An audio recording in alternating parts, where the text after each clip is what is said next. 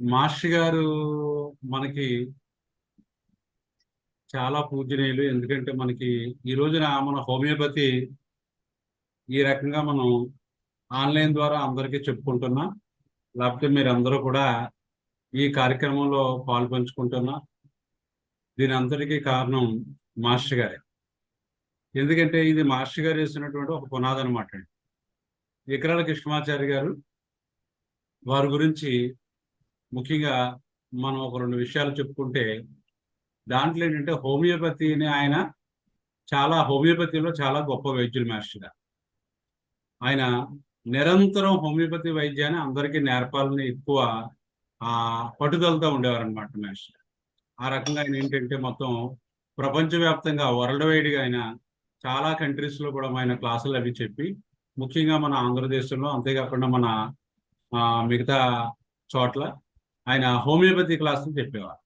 ఆయన అందరికీ హోమియోపతి వైద్యం నేర్పించాలని తపన ఎక్కువ ఉండేది అనమాట. ఎందుకంటే వైద్యం అనేది చాలా ఖర్చుతో కూడింది, సామాన్యుడు దాన్ని పొందలేకపోతున్నాడు. అందువల్ల ఏంటంటే మనం ఈ హోమియోపతి వైద్యాన్ని అందరికీ నేర్పించినట్లయితే వైద్యం అనేది అందరికీ అందుబాటులో ఉంటుందని మాస్టర్ గారి కాన్సెప్ట్. ఆ కాన్సెప్ట్లో ఏంటంటే ఆయన చాలా మంది శిష్యులు తయారు చేశారు.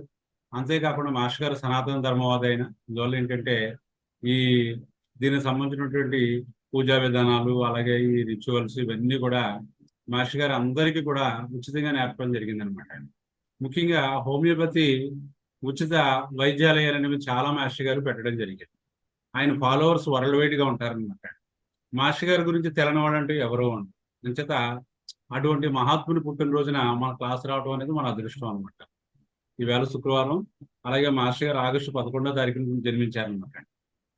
అందువల్ల నేను కూడా మాస్టర్ గారి శిష్యుడినే కాబట్టి మీ అందరికీ కూడా అందులో మనలో ఎవరన్నా తెలియని వాళ్ళు ఎవరన్నా ఉన్నట్టయితే ఆ గురుగారి గురించి తెలియజేస్తున్నాను.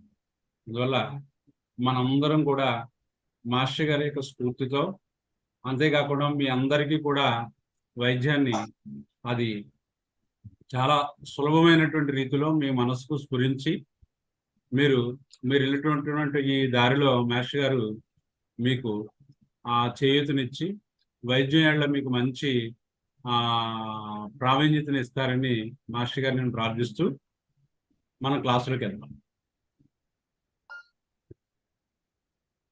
మీ అందరికీ వినిపిస్తుంది కదా సార్? మీకు ఓకే సార్, వినపడుతుంది మాస్టర్ గారు, వినపడుతుంది. ఇవాళ మన టాపిక్ ఏంటంటే యాంటిమోనియం టార్టారికం. యాంటిమోనియం టార్టారికం అంటారు. ఇది ఏంటంటే మనకి యాంటిమోనియం టార్టారికం ముఖ్యంగా ఏంటంటే మనకి ఈ డ్రగ్ చాలా చిన్నదైనప్పటికీ కూడా దీని యొక్క ఇంపార్టెన్స్ అనేది చాలా ఉంటుంది అనమాట. ఇంచేత యాంటిమోనియం టార్ట్ అనేది చాలా గొప్ప ఔషధం. దీని గురించి కనుక మనం క్షుణ్ణంగా తెలుసుకున్నట్టయితే మనకి మన ప్రాక్టీస్లో చాలా మనకి బాగా ఉపయోగపడుతుంది. అందువల్ల చాలా మంచి మంచి కేసెస్ అన్నింటినీ కూడా ఇది బాగా తగ్గించగలదు. అందువల్ల మనం దీని గురించి మనం క్షుణ్ణంగా తెలుసుకుందాం. ఇందా చెప్పాను కదా మాస్టర్ గారి గురించి. వారు ముఖ్యంగా ఏంటంటే మనకి క్లాసికల్ వేలో బాగా వైద్యం చేసేవారు. ఈకే గారు, వికరాల కృష్ణమాచారి గారు క్లాసికల్ వేలో వైద్యం చేసేవారు. అంటే క్లాసికల్ వే అంటే అర్థం ఏంటంటే హానిమాన్ గారు ఏం చెప్పారో వాళ్ళ ఫాలోవర్స్, హానిమాన్ గారు ట్రూ ఫాలోవర్స్ అనమాట. అంటే హెర్రింగ్ కానీ, లేకపోతే కెంట్ కానీ, లేకపోతే ప్యారింగ్టన్ కానీ, లేకపోతే డనహామ్ కానీ, వీళ్ళందరూ కూడా చాలా గొప్ప వ్యక్తులు అనమాట హోమియోపతి వైద్యంలో. అటువంటి వాళ్ళ యొక్క ఆ ఫాలోవర్స్ని కూడా ఈయన బాగా ఫాలో అయ్యి ఆ మాస్టర్ గారు ఇచ్చినటువంటి ఆ సబ్జెక్ట్ని, అంతేకాకుండా మనకి కెంట్ మహాత్ముడు ఎవరైతే ఉన్నారో హోమియోపతిలో, ఆయన యొక్క కాన్సెప్ట్ ని మనకి సరళంగా అర్థమయ్యేటట్టు, అందరికీ బాగా హోమియోపతి బాగా కాన్సెప్ట్ బాగా అర్థమయ్యేటట్టు, ఆ డ్రగ్ స్టడీ బాగా అర్థమయ్యేటట్టు మాస్టర్ గారు మనకు బాగా విపులంగా చెప్పడం జరిగింది అనమాట. అందువల్ల మనం ఈ రోజున కెంట్ మెట్రమెడికా కానీ, లేకపోతే కెంట్ యొక్క ఆయన యొక్క సరళి కానీ మనం బాగా వంటబడుతుందంటే కారణం ఏంటంటే మాస్టర్ గారే కారణం, వికరాల కృష్ణమాచారి గారే కారణం. లేకపోతే మనకి హోమియోపతిలో మనకి ఒక మాటలో చెప్పాలంటే అంత ఈజీ కాదు. ఎందుకంటే మీరందరూ కూడా ఒక ట్రాక్ మీద ఉన్నారు. మీరంతా కూడా ఆ ట్రాక్ మీద ఉండటం వల్ల మీరు ఏంటంటే ప్రతి కృషి కూడా మీకు ముందుకు వెళ్ళిపోతుంది అనమాట. కానీ ఆ ట్రాక్ వెళ్ళడం, ఆ ట్రాక్ మీకు ఎక్కడం అనేది చాలా కష్టం. చాలా మంది చూస్తూ ఉంటాం మనం. బయట నేర్చుకోవాలనే చాలా తపంతో ఉంటారు. అందులో క్వాలిఫైడ్ డాక్టర్స్ ఉన్నారు, అన్క్వాలిఫైడ్ ఉంటారు.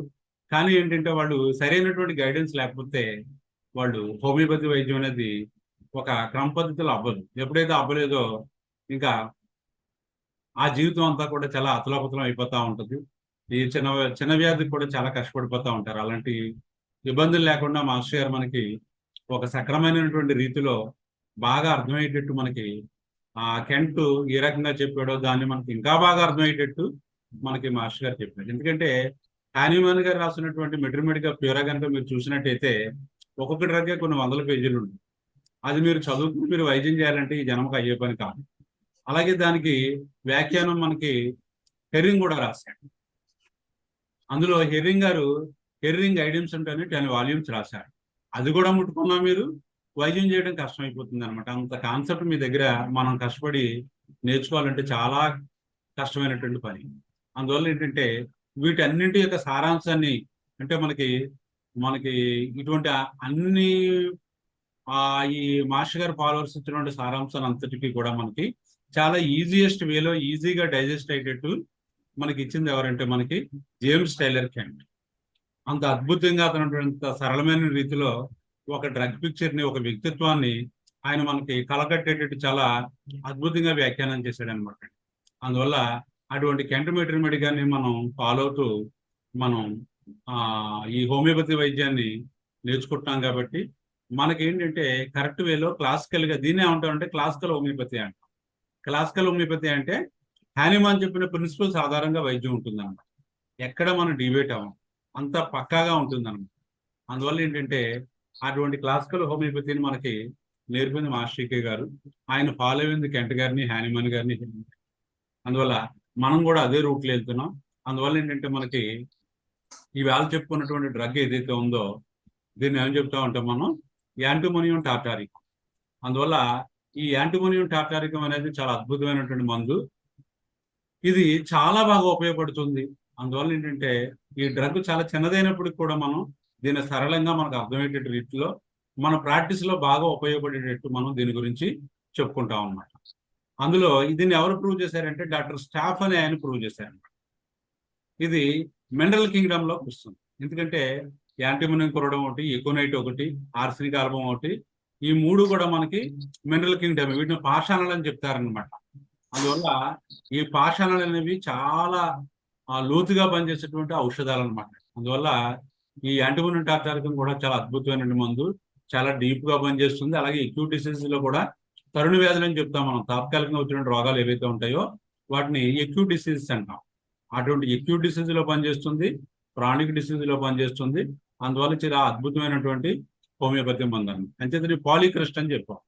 పాలీక్రిస్ట్ అంటే ఎక్కువగా మనకు పేషెంట్స్ లో అవసరం అవుతా ఉంటుంది. అటువంటి వాటిలో నక్స్వామికా, సల్ఫరు, పలస్టల ఈ మందులు ఏ రకంగా అయితే ఉన్నాయో యాంటిమోనియం టార్టారికం కూడా అలాంటి మందే. It mainly acts and respiratory disorders. ఇదే మెయిన్ దీంట్లో. యాంటిమోనియం టార్టారికం అనేది రెస్పిరేటరీ కంప్లైంట్స్ మీద అద్భుతంగా పనిచేస్తుంది. రెస్పిరేటరీ కంప్లైంట్స్ అంటే మనకు శ్వాసకోశ వ్యాధులు అనమాట. శ్వాసకోశ వ్యాధులు అంటే ముక్కు, నాసాపుటాల దగ్గర నుంచి మొదలవుకుని అవి ఊపిరితిత్తులు ఎక్కడ దాకా ఉన్నాయో అక్కడ దాకా ఉన్నటువంటి ఆపరేటర్స్ అంతా కూడా మన రెస్పిరేటరీ ట్రాక్ట్ అని చెప్తాం. ఆ ట్రాక్ అంతటి మీద కూడా మనకి అద్భుతమైనటువంటి బాగా పనిచేసే మంది ఏంటంటే యాంటిమోనియం టార్టారికం. దీంట్లో ముఖ్యంగా ఏంటంటే ద ఫేస్ ఈజ్ పేల్.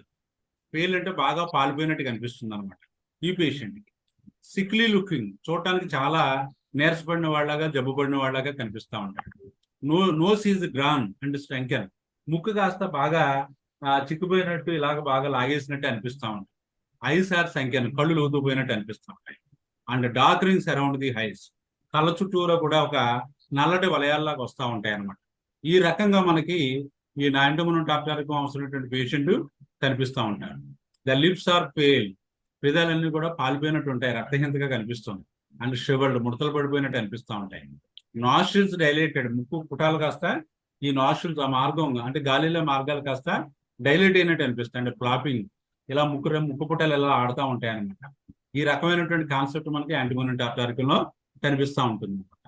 అందువల్ల ముఖ్యంగా ఏంటంటే మనకి యాంటిమోనియం టార్టారికం అనగానే మనకి బాగా గుర్తుపెట్టుకోవాల్సిన అవసరం ఏంటంటే మనకి ఇది రెస్పిరేటరీ ట్రాక్ట్ సంబంధించినటువంటి కంప్లైంట్స్ మీద అద్భుతంగా పనిచేసేటువంటి మందుల్లో ఫస్ట్ ర్యాంక్ లో ఉంటుంది. Next point, the face is covered with a cold sweat and pale. అంటే ముఖం అంతా కూడా ఏంటంటే ఈ పేషెంట్ లో ఆ కంప్లైంట్ తో బాధపడుతున్నప్పుడు, అంటే రెస్పిరేటరీ కంప్లైంట్ తో బాధపడుతున్నప్పుడు ముఖం అంతా కూడా చెమట పట్టేస్తా ఉంటుంది, బాగా పాలిపోయినట్టు ఉంటాం. Above symptoms can be seen in antimonium tart when the patient is suffering. ఈ లక్షణాలన్నీ ఎప్పుడు కనిపిస్తాయి మనకి? మామూలుగా ఉన్నప్పుడు కనిపించవు. పేషెంట్ ఈ ఊపిరితిత్తులకు సంబంధించినటువంటి కంప్లైంట్ తో బాధపడుతున్నప్పుడు మనం ఏవైతే ఇప్పుడు చెప్పుకున్నామో ఆ లక్షణాలన్నీ కూడా స్పష్టంగా కనిపిస్తూ ఉంటాయి. ముఖ్యంగా వీళ్ళు ఏమంటామంటే మనం కెటారల్ పేషెంట్స్ అని చెప్తాం. కెటార్ అంటే అర్థం ఏంటంటే మనకి డిశ్చార్జెస్ అన్నమాట. ముఖ్యంగా రెస్పిరేటరీ కంప్లైంట్ సంబంధించి ముక్కు కారటం, ఊపిరితిత్తుల్లో కఫం పట్టడం, అలాగే ఊపిరితిత్తులకు సంబంధించినటువంటి ఏవైతే ఎయిర్ పాసేజెస్ ఉన్నాయో వాటిలో ఫ్లమ్ చేరటం, ఇలాంటివి ఎక్కువ మనకి ముఖ్యంగా స్పష్టంగా మనకి ఈ మందులో కనిపిస్తూ ఉంటాయి. అంటే కెటారల్ పేషెంట్స్ అంటే అర్థం అది ఎప్పుడు తుమ్మటం, ముక్కు కారటం, ఎప్పుడు కూడా ఏదో మొత్తం మీద ఈ ఊపిరితిత్తులకు సంబంధించి ఏదో కంప్లైంట్ ఉన్నట్టు పేషెంట్ మనకి కనిపిస్తూ ఉంటాడు. బ్రోకెన్ డౌన్ కాన్స్టిట్యూషన్ అంటే బాగా వీళ్ళ ఆరోగ్యం కాస్త బాగా పాడైపోతుంది అంటే. Next, catarrhal conditions of trachea and bronchial tubes. Trachea అంటే గాలిగొట్టం అనమాట, మా పైనుంచి వచ్చేటువంటి గాలిగొట్టం. అండ్ బ్రాంకియల్ ట్యూబ్స్ అంటే అది కాస్త ఊపిరితిత్తుల్లోకి వెళ్ళేటప్పుడు అది విడిపోతుంది అనమాట ట్రేకియా కాస్త, వాటిని బ్రాంకస్ అంటారు. అందువల్ల దానికి సంబంధించినటువంటి ఆ ట్యూబ్స్ లో కానీ ఈ గాలికి సంబంధించినటువంటి లోపలికి వెళ్ళినటువంటి ఎయిర్ పాసేజ్ ఏదైతే ఉంటుందో దాంట్లో కానీ మనకి ఎక్కువ కఫం పట్టేస్తూ ఉంటుంది. మనకి యాంటీబయోటిక్లో బాగా గుర్తుపెట్టవలసింది ఏంటంటే ఎప్పుడు ఫ్లమ్ చేరిపోతూ ఉంటుంది అనమాట. ఫోర్స్ ర్యాట్లింగ్, ఎప్పుడు వీడు దగ్గర కూర్చుంటే మనకి సౌండ్స్ వస్తూ ఉంటాయి. గాలి పీల్చుకున్నప్పుడు సౌండే, వదిలినప్పుడు సౌండే. కుయ్ కీ కీ అని మనం అంటాం కదా, వీజ్ అని చెప్తాం. అలాంటి వీజ్ మనకి యాంటీమోనోటార్టారికంలో కనిపిస్తుంది. బాగా గుర్తుపెట్టుకోవాలి ఈ అంశాలన్నీ కూడా. Can be hearing during osmotic attacks. ఎప్పుడు కనిపిస్తాయి ఇవి? ఈ యాంటీమోనోటార్టారికం పేషెంట్ కనుక మన దగ్గరికి వచ్చినప్పుడు వీళ్ళకి ఏంటంటే సాధారణంగా రెస్పిరేటరీ ప్రాబ్లమ్స్, అందులో ముఖ్యంగా మనకు బాగా వచ్చే కంప్లైంట్స్ ఏంటంటే మనకి ఆస్మాటిక్ కంప్లైంట్స్. ఈ ఆస్మాటిక్ కంప్లైంట్స్ లో ఇది గనక మీరు దీన్ని గనక మనసు యందు పట్టించుకొని దీని మీద గనక మీరు మంచి సమగ్రమైనటువంటి అవగాహన కనుక కల్పించుకున్నట్టయితే యాంటీమోనోటార్టారికంతో మీరు వందలాది వేలాది మంది పేషెంట్స్ ని ఆస్తమా అనే దాన్ని పూర్తిగా నివారణ చేయగలరు అనమాట. ఎప్పుడు మీరు దీని గురించి పూర్తిగా అవగాహన ఉంది, యాంటీమోనోటార్ పేషెంట్ ఎలా ఉంటాడు, యాంటీమోనోటార్ సిమ్టమ్స్ ఎలా ఉంటాయి అని చూసినట్టయితే మొత్తం 100 కేసులు ఆస్మా పేషెంట్స్ అనుకున్నట్టయితే ఆ 100 మందిలో 90 మందికి యాంటీమోనోటార్ పడుతుంది. అందువల్ల ఈ యాంటీమోనోటార్ తో మీరు అద్భుతంగా మీరు వైద్యం చేయగలరు. ఎందుకంటే ఆయాసం అనేది, ఆస్తమా అనేది మనకి ఏంటంటే అది హెరిడిటరీకి సంబంధించి వస్తుంది అనమాట. అంటే తండ్రి గారికి ఆస్తమా ఉంటే ఆ పిల్లల్లో ఎవరెవరికి వస్తుంది, అమ్మగారికి ఆస్తమా ఉంటే ఆ పిల్లల్లో ఎవరెవరికి వస్తుంది. అలాగే మన తాతగారికి ఆస్తమా ఉన్నా, మన అమ్మమ్మకి ఆస్తమా ఉన్నా, లేకపోతే మన 4 పేరెంట్స్ లో ఆస్తమా ఉన్నా సరే అది జనరేషన్ సంబంధించి అలా వచ్చేస్తూ ఉంటుంది.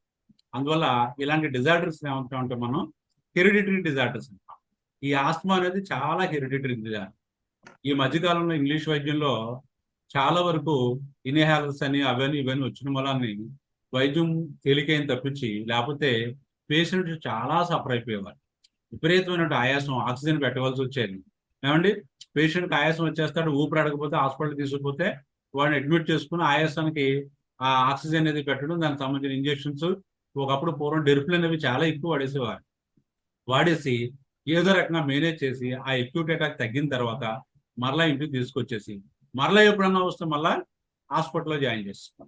ఇది ఒక రకమైన పద్ధతి. కొద్దిగా ఆర్థికంగా ఉన్న వాళ్ళు ఏం చేసుకుంటారంటే ఆక్సిజన్ సిలిండర్ కొనేసుకుని ఇంట్లో పెట్టేసుకుంటారు. ఆస్మా పేషెంట్స్ ఉన్న ఫ్యామిలీస్ ఏం చేస్తారు, ఒక ఆక్సిజన్ సిలిండర్ కొనేసుకుని ఇంట్లో పెట్టేసుకుంటారు. దానికి సంబంధించినటువంటి మందులు వాడుతూ వీళ్ళకి ఎప్పుడైనా ఆయాసం వస్తే ఆక్సిజన్ పెట్టేసుకుంటారు అనమాట ఇంట్లో. అందువల్ల ఎంత ఇబ్బందికరమైనటువంటి పరిస్థితి ఈ ఆస్మా పేషెంట్తో ఉంటాం. పాపం వీళ్ళకి ఆయాసం వచ్చినప్పుడు చాలా సఫర్ అయిపోతూ ఉంటారు. అసలు ఎక్కడో ఓపుకుండదు, మాట్లాడాలంటే ఆయాసం, 2 అడుగులు వేయాలంటే ఆయాసం, అన్నం తినాలంటే ఆయాసం, చాలా ప్రాబ్లమాటిక్ గా ఉంటుందండి. కానీ హోమియోపతి వైద్యంలో మాత్రం మాస్టర్ గారి అనుగ్రహం మేరకు ఏంటంటే, హానిమాన్ గారి దయ వల్ల దీంట్లో ఈ యాంటీమోనోటార్ అనే మందు అద్భుతంగా పనిచేస్తాం. దీనికి మీకు ఈ డ్రగ్ అంతా అయిపోయిన తర్వాత మీకు బాగా అర్థమవుతుంది. ఒక క్లూ చెప్తాం. మనలో మనం చాలా మంది ఏం చేస్తామంటే మనం పేషెంట్ ఆరోగ్యంగా ఉన్నప్పుడు మనం వైద్యం బాగానే చేస్తూ ఉంటాం. అంటే పేషెంట్ ఏం చేస్తాడు మనకి, అయ్యా నాకు మీరు హోమియోపతి డాక్టర్ కదా అని చాలా మంది చెప్తా ఉంటారు అనమాట. ఏమంటే మీరు హోమియోపతి వాడండి మీకు ఆయాసం పూర్తిగా తగ్గుతుంది అని చెప్పినప్పుడు వాళ్ళు ఏం చేస్తారంటే పూర్తిగా తగ్గుద్దని మన దగ్గరికి వస్తూ ఉంటారు. మన దగ్గరికి వచ్చినప్పుడు మనం ఏం చేస్తాం, మనం వాళ్ళకి సంబంధించినటువంటి మందుని కాన్స్టిట్యూషనల్ గా మనం వేస్తూ ఉంటాం. వేసినప్పుడు ఎప్పుడన్నా సరే వాళ్ళకి ఎక్యూట్ అటాక్స్ వస్తూ ఉంటాయి. ఆస్మా పేషెంట్స్ లో మనకి ఏం జరుగుతుంది, ఎక్యూట్ అటాక్ వస్తుంది. ఎక్యూట్ అటాక్ అంటే అర్థం ఏంటంటే వాళ్ళకి ఏదైనా పడనంత తిన్నప్పుడు కానీ, లేకపోతే వాతావరణం సరిగా అనుకూలించినప్పుడు కానీ, తుఫాన్లు వచ్చినప్పుడు కానీ, లేకపోతే వాతావరణం అంతా విపరీతమైన వర్షాలు పడుతూ చల్లటి వాతావరణం వచ్చినప్పుడు కానీ, లేకపోతే వింటర్ వచ్చినప్పుడు కానీ ఆస్మా పేషెంట్స్ బాగా సఫర్ అయిపోతూ ఉంటారు. అటాక్స్ వచ్చేస్తుంటాయి అన్నమాట. అటాక్స్ వచ్చినప్పుడు ఇంకా ఆ పేషెంట్ కాస్త పడుకోలేడు, విపరీతమైన ఆయాసం వచ్చేస్తూ ఉంటుంది, ఊపిరితిత్తులు అంతా గురగురలాడిపోతూ ఉంటుంది, కఫం ఉన్నట్టు ఉంటుంది, పిలికోతలు వచ్చేస్తూ ఉంటాయి, ఏమీ చేయలేడు, పడుకుంటే ఆయాసం ఎక్కువైపోతుంది, అందువల్ల కూర్చుంటాడు, కూర్చుని చాలా ఇబ్బంది పడిపోతూ ఉంటాడు. ఆ అటాక్ తగ్గడానికి 3 రోజులు 4 రోజులు అలా పట్టేస్తూ ఉంటుంది అనమాట. ఎంత శ్రమ పడతా ఉంటాడు అనమాట. అలాంటి పేషెంట్స్ ఆ ఎక్యూట్ అటాక్ లో వచ్చినప్పుడు కూడా మీరు ఏం చేయగలగాలంటే హోమియోపతి డాక్టర్గా మీరు వాళ్ళకి మీకు మిగతా మందుల యొక్క అవసరం లేకుండా అంత ఇబ్బంది పడకుండా మీరు దాన్ని కనుక తగ్గించగలిగినట్టయితే మీరు వాళ్ళకి మంచి సర్వీస్ చేయగలిగే వాళ్ళు అయి ఉంటారు. వాళ్ళకి ఆర్థికంగానూ మీరు ఆదుకున్నట్టు ఉంటారు. అంతేకాకుండా ఏంటంటే వాళ్ళకి మీ మీద బాగా నమ్మకం కలిగి హోమియోపతికి కూడా మంచి ప్రాచుర్యం అనేది రావటం జరుగుతుంది. చాలా మంది ఏం చేస్తారంటే ఆస్మా పేషెంట్స్ కి మందులు ఇస్తూ ఎక్యూట్ అటాక్ వచ్చినప్పుడు చేతులు ఎత్తేస్తారు. చేతులు ఎత్తేసి మీరు ఆ పల్నాలజిస్ట్ దగ్గరికి వెళ్ళండి, లేకపోతే పల్నా వాళ్ళ దగ్గరికి వెళ్ళండి, పల్నా వాళ్ళ దగ్గరికి వెళ్ళని చెప్తా ఉంటాయి. పాపం వాళ్ళకి యాతన పడిపోతూ ఉంటారు. అందువల్ల ఎక్యూట్ అటాక్ లో కూడా మీరు బాగా వైద్యం చేయగలిగినట్టయితే వాళ్ళకి పూర్తిగా మీ దగ్గర కొన్నాళ్ళు వాడేసరికి ఏమవుతుందంటే పూర్తిగా ఆయాసం తగ్గిపోతాం. ఇందులో ముఖ్యంగా ఏంటంటే చిన్నపిల్లల్లో మీ దగ్గరికి ఆయాసం బాగా, చిన్నపిల్లలు ఆయాసంతో ఉన్న పేషెంట్స్ ఉంటారు కదా, ముఖ్యంగా ఎప్పుడు చదువుకునే వయసులో అనమాట. 4 సంవత్సరాలు, 3 సంవత్సరాలు, 2 సంవత్సరాలు, అలాగే 10 సంవత్సరాలు ఉన్నటువంటి పిల్లల్ని, లేకపోతే ఇంటర్మీడియట్ లోపల ఉన్నటువంటి పిల్లల్ని మీ దగ్గరికి ఆస్మాతో తీసుకొచ్చినప్పుడు మీరు కనుక కరెక్ట్ గా ట్రీట్మెంట్ ఇవ్వగలిగినట్టయితే కేవలం 1 నుంచి 2 సంవత్సరాల పూర్తి కాలంలో వాళ్ళకి ఆయాసం అనేది పూర్తిగా పోతుంది. తర్వాత దాని జెనెటిక్స్ లో కూడా మార్పు వచ్చేస్తుంది. మీరు కరెక్ట్ గా కనుక మందులు వేసినట్టయితే వాళ్ళ జెనెటిక్స్ లో కూడా మార్పు చెంది తర్వాత వాళ్ళకి మ్యారేజ్ అయిన తర్వాత పుట్టే పిల్లల్లో వాళ్ళకి ఇంకా ఆయాసం అనేది రాదనమాట. అంత అద్భుతమైనటువంటి జెనెటిక్ ఫ్యాక్టర్స్ కూడా మార్చి క్రోమోజోమ్స్ లో మార్పు తెప్పించి మళ్ళా నెక్స్ట్ జనరేషన్స్ లేకుండా వీళ్ళు పూర్తిగా నివారణ చేయగలిగినటువంటి మందులు మన హోమియోపతిలో చాలా ఉన్నాయి. అలాంటి అద్భుతమైన మందుల్లో మనకి యాంటిమోనియం టార్టారికం ఒకటి అనమాట. అందువల్ల బబ్లింగ్ సౌండ్స్ ఆల్సో ఆపుతారు. బబ్లింగ్ సౌండ్స్ అంటే గురగరలాడేస్తూ ఉంటాయి, ఏదో నీటి బుడగల శబ్దం వచ్చేస్తూ ఉంటాయి.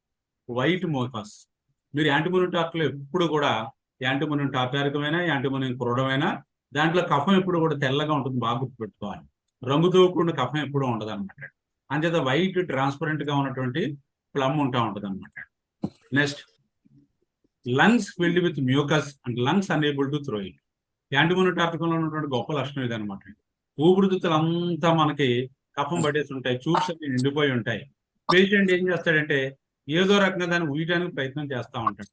ఊయటానికి ప్రయత్నం చేయడానికి ఓపిక ఉండదు వాడికి. It is known as paralytic condition of the lungs. అంటే లంగ్స్ అంతా కూడా విపరీతంగా కఫం పట్టేసి ఊపిరితిత్తుల నిండా ఫ్లమ్ ఉండి వాడికి బాగా విపరీతంగా ఆయాస పడిపోతూ బయటకు పోద్దామంటే అది రాదనమాట. అలాంటప్పుడు మీరు యాంటిమోనియం టార్ట్ 30 కనుక ఒక డోస్ వేసినట్టయితే, సాధారణంగా యాంటిమోనియం టార్ట్ ఇండికేటెడ్ కేసెస్ లో మీరు యాంటిమోనియం టార్ట్ వేసిన తర్వాత వాళ్ళలో దగ్గు మొదలవుతుంది. బాగా గుర్తుపెట్టుకోండి, ఎప్పుడు కూడా వాళ్ళలో దగ్గు మొదలవుతుంది. లేదా కఫం ఎవరైనా మీ దగ్గర పేషెంట్ వచ్చినప్పుడు యాంటిమోనియం టార్ట్ అయ్యి ఉండి ఆ పేషెంట్ కనుక మీరు యాంటిమోనియం టార్ట్ కనుక ఇచ్చినట్టయితే అప్పుడు వాళ్ళు దగ్గు వచ్చి ఆ దగ్గు వల్ల ఏంటంటే లోపల ఆ ట్యూబ్స్ లో ఉన్నటువంటి కఫం అంతా కూడా మీకు బయటికి ఉమ్ము రూపంలో బయటికి ఆ కఫం రూపంలో బయటకు వచ్చేస్తూ ఉంటుంది అనమాట. అక్కడి నుంచి వాడికి రెస్పిరేషన్ ఈజీ అవుతుంది, ఎందుకంటే ట్యూబ్స్ లో ఉన్న ప్లమ్ అంతా కూడా బయటకు వచ్చేస్తుంది కదా. అప్పుడు ఆ లంగ్స్ కాస్త క్లియర్ అయ్యి 1-2 రోజుల్లో పూర్తిగా ఆయాసం నుంచి అతను కోలుకుంటాడు అనమాట. అందువల్ల యాంటిమోనియం టార్ట్ అనేది అద్భుతమైన మందు. అలాంటి కండిషన్ లో మీరు యాంటిమోనియం టార్ట్ 30 వేయండి. అలా కాకుండా చిన్నపిల్లలు ఉంటారు. చిన్నపిల్లలు అంటే ఒక 2-3 సంవత్సరాల పిల్లలు, ఇలాంటి పిల్లలు ఉంటాయి. ఇందువల్ల మీకు చెప్తాను, కిందకు వచ్చేసరికి వాళ్ళ వైద్యం మనం ఏ రకంగా చేస్తాం అన్నది చెప్తా. Hippocratic countenance of face and thinking and coldness and cold. Hippocratic countenance of face అంటే మనకి ఈ ఆస్మా పేషెంట్స్ లో బాగా వీక్ గా ఉండి నిరంతరం అదే ఇబ్బందుల్లో ఉంటారు కాబట్టి వాళ్ళు ఒక రకమైనటువంటి బాడీ బిల్డప్ ఉండదు అనమాట. సన్నగా ఉన్నట్టు ఉంటారు. క్యాకిక్సీ అంటారు, అంటే సన్నగా ఉండి ఏదో ఓ రోగగ్రస్తుల్లా కనిపిస్తూ ఉంటారు అనమాట.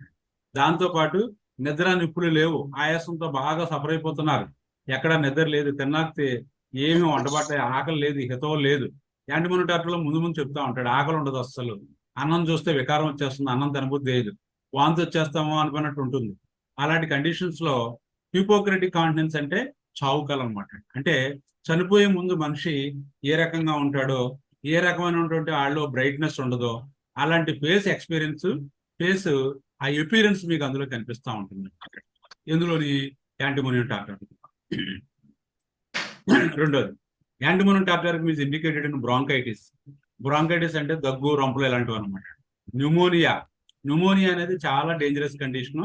అది వచ్చిన వాళ్ళలో మనం చాలా యాక్యురేట్ గా మందేసి చాలా వాడిని బాగు చేయడానికి మంచి అవకాశం ఉంటుంది. ఆ న్యూమోనియా జ్వరంతో వచ్చేసి లంగ్స్ కాస్త అందులో ఫాగ్ లా వచ్చేసి ఏమవుతుందంటే ఇబ్బంది అవుతుంది అనమాట. కొంత ఏరియా కాస్త డ్యామేజ్ అయిపోతుంది. అండ్ ఇన్ ఆస్మాటిక్ కండిషన్స్ ఈ మూడింటి మీద అద్భుతమైన మందు ఏంటంటే మనకి యాంటీమోనియం టార్టారికం అనమాట.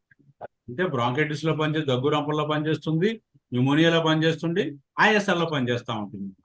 అందువల్ల ముఖ్యంగా ఏంటంటే మనకి ఆస్తమా అని చెప్తాం కదా, దాన్ని మనం టెక్నికల్ గా ఏమని చెప్తామంటే బ్రాంకియల్ ఆస్తమా అని చెప్తాం.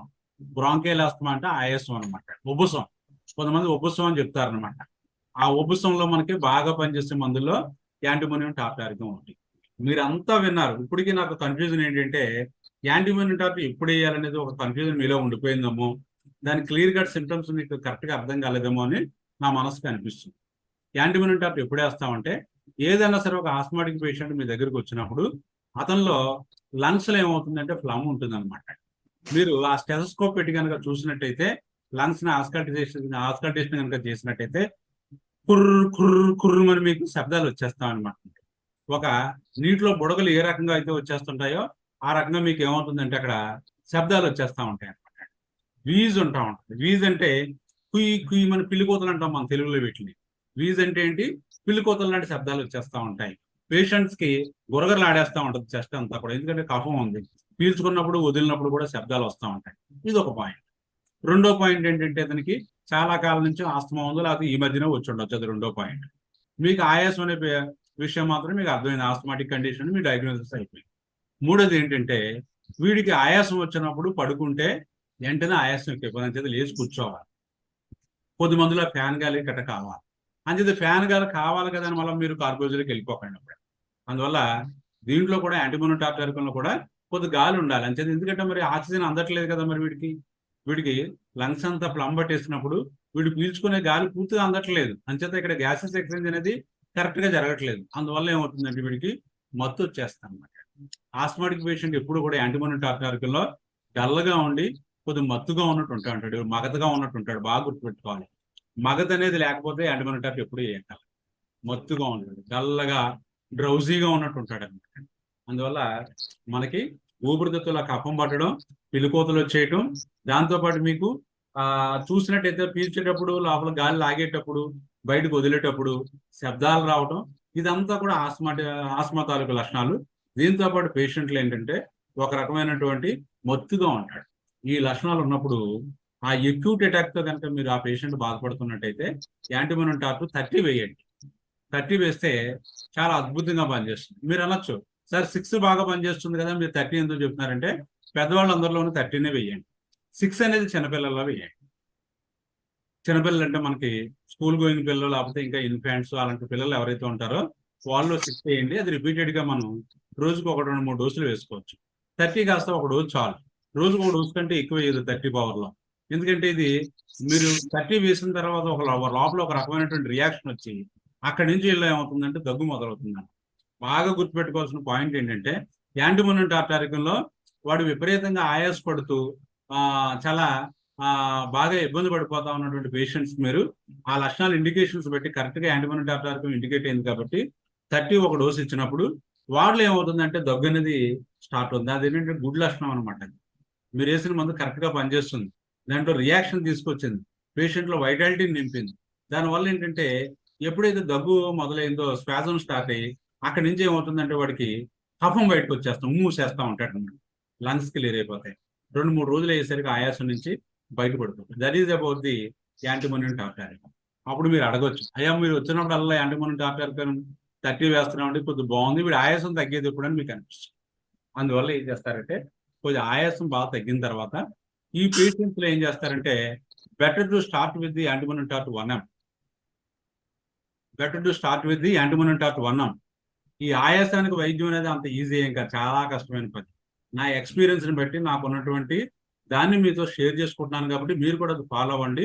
మీకు ఇంకా మంచి మెథడ్స్ ఏదైనా ఉంటే ఫాలో అవ్వచ్చు, కానీ మీరందరూ కూడా యాంటీమోనియం టార్టారికం 1M, ఎందుకని ఇంకా మళ్ళీ వాడి జీవితంలో ఆయాసం రాకూడదు, పూర్తిగా తగ్గిపోవాలి అని చెప్పి యాంటీమోనియం టార్టారికం 1M ఒక డోసు ఇవ్వండి. ఇచ్చి ఒక 15 రోజులకు నెలకు ఒక డోసు రిపీట్ చేస్తూ ఉండండి, తప్పదు.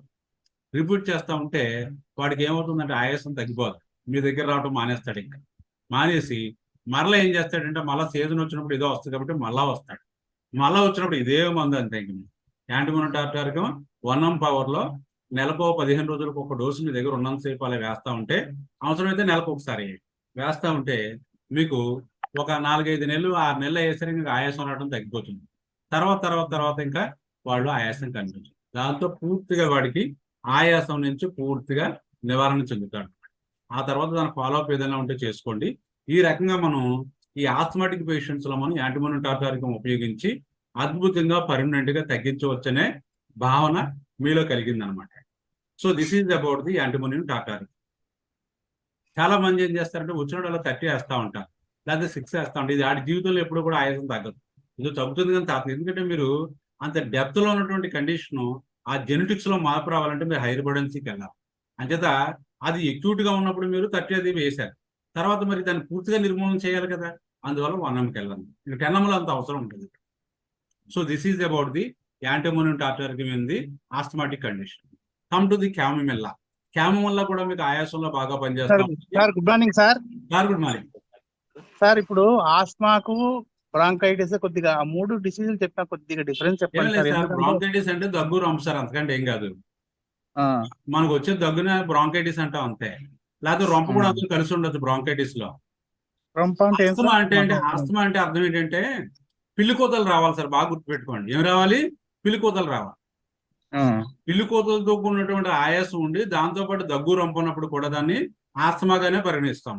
రొంప అంటే జలుబా సార్? మా వైపు రొంప అంటే పడిసి ఉంటాం కదా, జలుబు. కోల్డ్, రన్నింగ్ నోస్, అది రన్నింగ్ నోస్, తుమ్ములు ఇవన్నీ ఉంటాయి కదా, అవన్నీ కూడా మనకి దగ్గుతో పాటు ఇవన్నీ కూడా బ్రాంకైటిస్ లోకి వస్తాయి. ఇంకోటి ఏదో చెప్తున్నారు, బ్రాంకైటిస్ లో దగ్గు ఉంటుంది సార్, దగ్గు కఫం ఉన్నాయి, దగ్గు కఫం ఉంటుంది. దాంతో పాటు ఈ నేసల్ కట్టారంటే ముక్కంట కారటం ఇవన్నీ కూడా కామన్ గా ఉంటాయి. అలా కట్టలు ఉట్టు తుమ్ములే ఉండి విపరీతంగా తుమ్మేస్తుంటే దాన్ని ఎలర్జిక్ రైనైటిస్ అంటాం. మనం డస్ట్ ఎలర్జీ అంటాం కదా, డస్ట్ ఎలర్జీలో దగ్గు అది ఉండదు, ఓన్లీ తుమ్ములే, విపరీతంగా తుమ్మేస్తా ఉంటాడు, దాన్ని ఎలర్జిక్ రైనైటిస్ అంటాం. అది వేరేది. కానీ బ్రాంకైటిస్ లో ఏంటంటే మాత్రం కేవలం దగ్గు వచ్చేస్తా ఉంటుంది. దగ్గు వచ్చేసి కొన్ని సందర్భాల్లో జ్వరం ఇవన్నీ వచ్చేస్తా ఉంటాయి. కానీ ఆస్తమాలో మటుకి మనకి విపరీతంగా వాడికి పిల్లికోతలు వచ్చేసి పేషెంట్ పడుకోనక అవకాశం లేకుండా లేచి కూర్చుని అలాగే ఆయాస పడతా ఉంటాడు, దాన్ని ఆస్తమా అంటారు. దాన్ని మనం తెలుగులో ఏమంటామంటే చాలా మంది ఉబ్బసం అని పిలుస్తారు దాన్ని. ఫీవర్ ఉంటుందా ఆస్మాలో? ఆస్మాలో ఫీవర్ ఉంటుందా సార్? క్యూర్ ఇప్పుడు నేను చెప్పాను కదా మీకు, యాంటీబయోటిక్ తో అద్భుతంగా పనిచేస్తుందని. సార్ ఫీవర్ ఉంటుందా సార్ ఆస్మా ఉన్నప్పుడు? ఖచ్చితంగా అది ఫీవర్ ఉంటుంది, కొద్ది మందిలో వస్తుంది. Okay, thank you sir. Fever కొద్ది మందిలో వస్తుంది, అన్ని వాటిలోనే ఫీవర్ ఉండాలని రూల్ లేదు. కానీ ఫీవర్ ఉన్నప్పుడు కూడా యాంటీబయోటిక్ పనిచేస్తుంది. ఎందుకంటే మనం యాంటీబయోటిక్ లో ఫీవర్ గురించి కూడా చెప్పుకుంటాం. ఎందుకంటే ముఖ్యంగా ఏంటంటే మనకి ఈ దగ్గు ఆయాసంతో పాటు దాంతో పాటు విపరీతమైనటువంటి ఫ్లమ్ అంతా ఊపిరితిత్తుల్లో పడేసి విపరీతంగా లోపల ర్యాట్లింగ్ సౌండ్స్ అంటారు, ఫోర్స్ రెస్పిరేషన్ చెప్తాం, చాలా విపరీతమైనటువంటి సౌండ్స్ వచ్చేస్తా ఉంటాయి. దాంతో పాటు కొద్ది మందిలో జ్వరం ఉంటుంది. అటువంటి వాటిలో కనుక మీరు యాంటీబయోటిక్ ఇచ్చినట్టయితే జ్వరం ఉన్నప్పుడు ఎప్పుడు కూడా 30 ఇవ్వకండి, 200 ఇవ్వండి. 200 ఒక డోసు ఇచ్చి అలా వదిలేయండి అంతే. మళ్ళీ గంటకు డోసు కానీ 2-3 రోజులు కూడా ఏం అక్కర్లేదు. ఈ ఫీవర్ లో కనుక మీరు యాంటీమోనోటార్టిక్ 200 ఇచ్చినట్టయితే ఒక సింగిల్ డోస్ తోనే అది మొత్తం అంతా తగ్గిపోతా ఉంటుంది. ముందు జ్వరం తగ్గుతుంది, ఆ తర్వాత దగ్గు తగ్గుతుంది, నెమ్మదిగా తగ్గిపోతుంది అనమాట. సార్ న్యూమోనియా అంటే సార్ న్యూమోనియా అంటే మనం ఏం చెప్తాం, న్యూమోనియా అంటే ఒక రకమైనటువంటి లంగ్స్ లో ఒక బ్యాక్టీరియా వల్ల న్యూమోనోకాకస్ బ్యాక్టీరియా ఒకటి ఉంటుంది అనమాట. ఆ బ్యాక్టీరియా వల్ల చలికాలం ఇలాంటి వాటి కండిషన్స్ లో ఈ ఆస్థమాటిక్ పేషెంట్స్ లో వాళ్ళు ముఖ్యంగా ఏంటంటే ఈ లంగ్ లో అది ఎఫెక్ట్ చేసి లంగ్ ని కొలాప్స్ చేసేస్తుంది అనమాట. లంగ్ అంతా కూడా దాన్ని ఇష్టం వచ్చినట్టు అదంతా కూడా కొలాప్స్ చేసి ఆ ఏరియా అంతా కూడా పనిచేయకుండా చేసేసి దాంట్లో ఒక రకమైనటువంటి ఫ్లూయిడ్ సెక్రెట్ అయిపోయి పేషెంట్ లో విపరీతమైనటువంటి ఆయాసం వచ్చి ఆస్తమా కాస్తమా న్యూమోనియా అనేది ఎవరికైనా రావచ్చు. అది ఒక ఇన్ఫెక్షన్ అనమాట. న్యూమోనియా అనేది వచ్చి దానివల్ల ఏమవుతుందంటే పేషెంట్ కి చాలా హై ఫీవర్ వచ్చేసి చాలా త్వరగా వాళ్ళకి చాలా డేంజర్ కండిషన్ వచ్చేస్తుంది. దాన్ని ఏమని చెప్తామంటే న్యూమోనియా అని చెప్తాం అనమాట. న్యూమోనియా అంటే వాళ్ళ డాక్టర్ చెప్తాడు, కానీ మీ లంగ్ లో ఇన్ఫెక్షన్ వచ్చేసింది, ఒక ఏరియా అంతా కూడా చాలా పాడైపోయినట్టు అనిపిస్తుంది నాకు, అదేమి మనకి సరిగా అక్కడ పాడినట్టు కనిపిస్తుంది అని చెప్పి మీరు హాస్పిటల్ అడ్మిట్ అయిపోవాలి, దీనికి చాలా యాంటీబయాటిక్స్ ఉంటాయి, కేసు కూడా చెప్పలేమని చెప్తుంటారు అనమాట. దాన్ని ఆ కండిషన్ ని న్యూమోనియా అంటాం. అలాంటి కండిషన్స్ లో కూడా లక్షణాలు మన యాంటీమోనోటార్టిక్ కనిపించినట్టయితే మనం యాంటీమోనోటార్టిక్ 200 ఆ న్యూమోనియాలో ఎప్పుడు జ్వరం గట్టా ఉన్నట్టయితే ఒక డోస్ వేసి దాన్ని బట్టి మీరు ఫాలోఅప్ జాగ్రత్తగా మీరు ఏం చేయాలన్నది మీకు తెలుసు కాబట్టి జాగ్రత్తగా చూసుకుంటూ వెళ్తా ఉన్నట్టయితే దాంతో న్యూమోనియాలో కూడా మనకు అద్భుతంగా పనిచేసే మందు యాంటీమోనోటార్టిక్. దాని గురించి కూడా ముందు మనం తర్వాత చెప్పుకుంటాం. ఇకపోతే క్యామోమిల్లా అనమాట అండి. క్యామోమిల్లా అంటే మీకు మన హోమియోపతి మందుల్లో మంచి అద్భుతమైనటువంటి మందు. ఇది ఎక్కడ పనిచేస్తుంది అంటే పిల్లల్లో వచ్చేటువంటి ఆస్తమాలో పనిచేస్తుంది. పిల్లల్లో కనుక చంటి పిల్లల్లో కనుక ఆయాసం వచ్చిందంటే వాళ్ళు తీవ్రమైన పేచీ పెట్టేస్తూ ఉంటారు. తీవ్రమైనటువంటి పేచీ పెట్టేసి వాళ్ళు ఏంటంటే కింద పడి దొల్లేస్తూ ఉంటారు అనమాట. అలా ఎత్తుకు తిప్పాలి, అలా అరుపులు కేకలు పెట్టేసి వాళ్ళ అమ్మ జుట్టు పట్టుకుని గట్టిగా పీకేసి కింద పడిచేసి కింద పడి దొల్లేస్తూ అడిగింది ఇవ్వకపోతే వెంటనే ఇవ్వకపోతే తర్వాత మనం లేటుగా వేస్తే అది ఇచ్చుకుని మన ముఖాన్ని కొడతా ఉంటే ఇలాంటి యాటిట్యూడ్ ఎవరిలో అయితే ఉంటుందో అది క్యామోమిల్లా టెండెన్సీ అనమాట. అటువంటి క్యామోమిల్లా పిల్లల్లో మనకి ఇలాంటి ఆస్మాటిక్ కండిషన్స్ పిల్లల్లో వచ్చినప్పుడు ఆ లక్షణాల ఆధారంగా మనం క్యామోమిల్లా 200 ఒక డోస్ వేయాలి, చాలా అద్భుతంగా తగ్గుతుంది అన్నమాట. ఎంత బ్రాంకియల్ ఆస్తమా అయినా సరే అది క్యామోమిల్లాలో తగ్గుతుంది, ఎందుకంటే కాన్స్టిట్యూషనల్ గా వాళ్ళకి అది బాగా పనిచేస్తుంది అనమాట. ఇకపోతే ఆర్సెనిక్ ఆల్బం గురించి మనం చాలా సందర్భాల్లో చెప్పుకున్నాం. ఇది ఆయాసాల్లో చాలా అద్భుతమైనటువంటి మందు. దీంట్లో ముఖ్యంగా ఏంటంటే ఆర్సెనిక్ ఆల్బంలో నోరు ఆర్చిపోతూ ఉంటుంది, ఆయాస పడిపోతూ ఉంటాడు, పేషెంట్స్ లో విపరీతమైనటువంటి ఆందోళన, అస్థిమతం, చనిపోతాననేటువంటి భయం ఉంటుంది. అలాంటి లక్షణాలు అందులో జ్వరం ఉన్నా జ్వరం లేకపోయినా ఆత్మతో పేషెంట్ సఫర్ అవుతున్నప్పుడు ఆర్సెనిక్ ఆల్బం 200 వేయండి. సార్ మీరు ఇన్ని మందులు చెప్పారు కదా, ఇందాక యాంటీమోనోటార్టిక్ గురించి చెప్పారు కదా అనొచ్చు. ఈ యాంటీమోనోటార్టిక్ లో మనకి మెంటల్ సిమ్టమ్స్ అనేవి ఉండవు. బాగా గుర్తుపెట్టుకోవాల్సిన విషయం, యాంటీమోనోటార్టిక్ లో మానసిక లక్షణాలు అనేది ఏమి ఉండవు. ఇది మెయిన్ కేవలం ఈ రెస్పిరేటరీ ట్రాక్ లో వచ్చిన ప్రాబ్లమ్స్ మీద బాగా ఇండికేట్ అవుతూ ఉంటుంది. అంతేకాకుండా ఏంటంటే మీకు ఆ రెస్పిరేటరీ కంప్లైంట్ లో వచ్చినటువంటి ఆస్తమాలో ముఖ్యంగా బాగా ఇండికేట్ అవుతూ దాంట్లో ఏంటంటే మనం చెప్పుకున్నటువంటి లక్షణాలతో పాటు వాళ్ళలో ఒక రకమైనటువంటి మగత వస్తుంది అనమాట. ఆ మగత అనేది చాలా ఇంపార్టెంట్. దాని ఆధారంగా చేసుకుని మేము యాంటీమోనోటార్టిక్ ఇచ్చినట్టయితే బాగా అద్భుతంగా పనిచేస్తుంది. నెక్స్ట్ రెండోది ఆర్సెనిక్ ఆల్బంలో ఇప్పుడు చెప్పినట్టు మానసిక లక్షణాలు స్పష్టంగా ఉంటాయి. పేషెంట్లో ఒక రకమైనటువంటి ఆందోళన, భయం, కంగారు, దాంతోపాటు చనిపోతాననే భయం, నోరు ఆర్చుకోవటం, గ్లాస్ దగ్గర పెట్టుకుని తడవకు ఒక చిప్ చేయటం, పక్కన పెట్టుకోవటం, ఇలాంటి లక్షణాలు ఉన్నప్పుడు మీరు ఆర్సెనిక్ ఆల్బం 200 ఓ సింగిల్ డోసెస్ వదిలేయండి అంటే దాంతో అద్భుతంగా తగ్గిపోతుంది. ఎపికాక్ చాలా మంది ఆయాస అనుభూతులకు ఎపికాక్ వేసేస్తూ ఉంటారు. కొంతమంది 200 వాడేస్తారు, కొంతమంది 6 వాడేస్తారు, కొంతమంది 30 వాడేస్తారు, చాలా విపరీతంగా వాడతారు. అయితే దానికి ఇండికేషన్స్ ఉంటే మనం దాన్ని కరెక్ట్ గా యూజ్ చేయొచ్చు. ముఖ్యంగా ఏంటంటే ఎపికాక్ అనేది చంటి పిల్లల్లో ఇండికేట్ అవుతూ ఉంటుంది. బాగా గుర్తుపెట్టుకోండి, చంటి పిల్లల్లో బాగా ఇండికేట్ అయ్యే మందుల్లో మనకి ఒక గ్రూప్ తయారు చేసుకున్నట్టయితే చిన్నపిల్లలు వచ్చేటువంటి ఆయాసాల్లో మనకి ఏంటంటే ఎపికాక్ ఒకటి, క్యామోమిల్లా ఒకటి, దాంతోపాటు యాంటీమోనోటార్టిక్ ఒకటి, ఈ 3 అద్భుతంగా పనిచేస్తూ ఉంటాయి. ఇంకా ఉన్నాయనుకోండి, ఈ 3 మాత్రం చాలా ప్రామినెంట్ రెమెడీస్.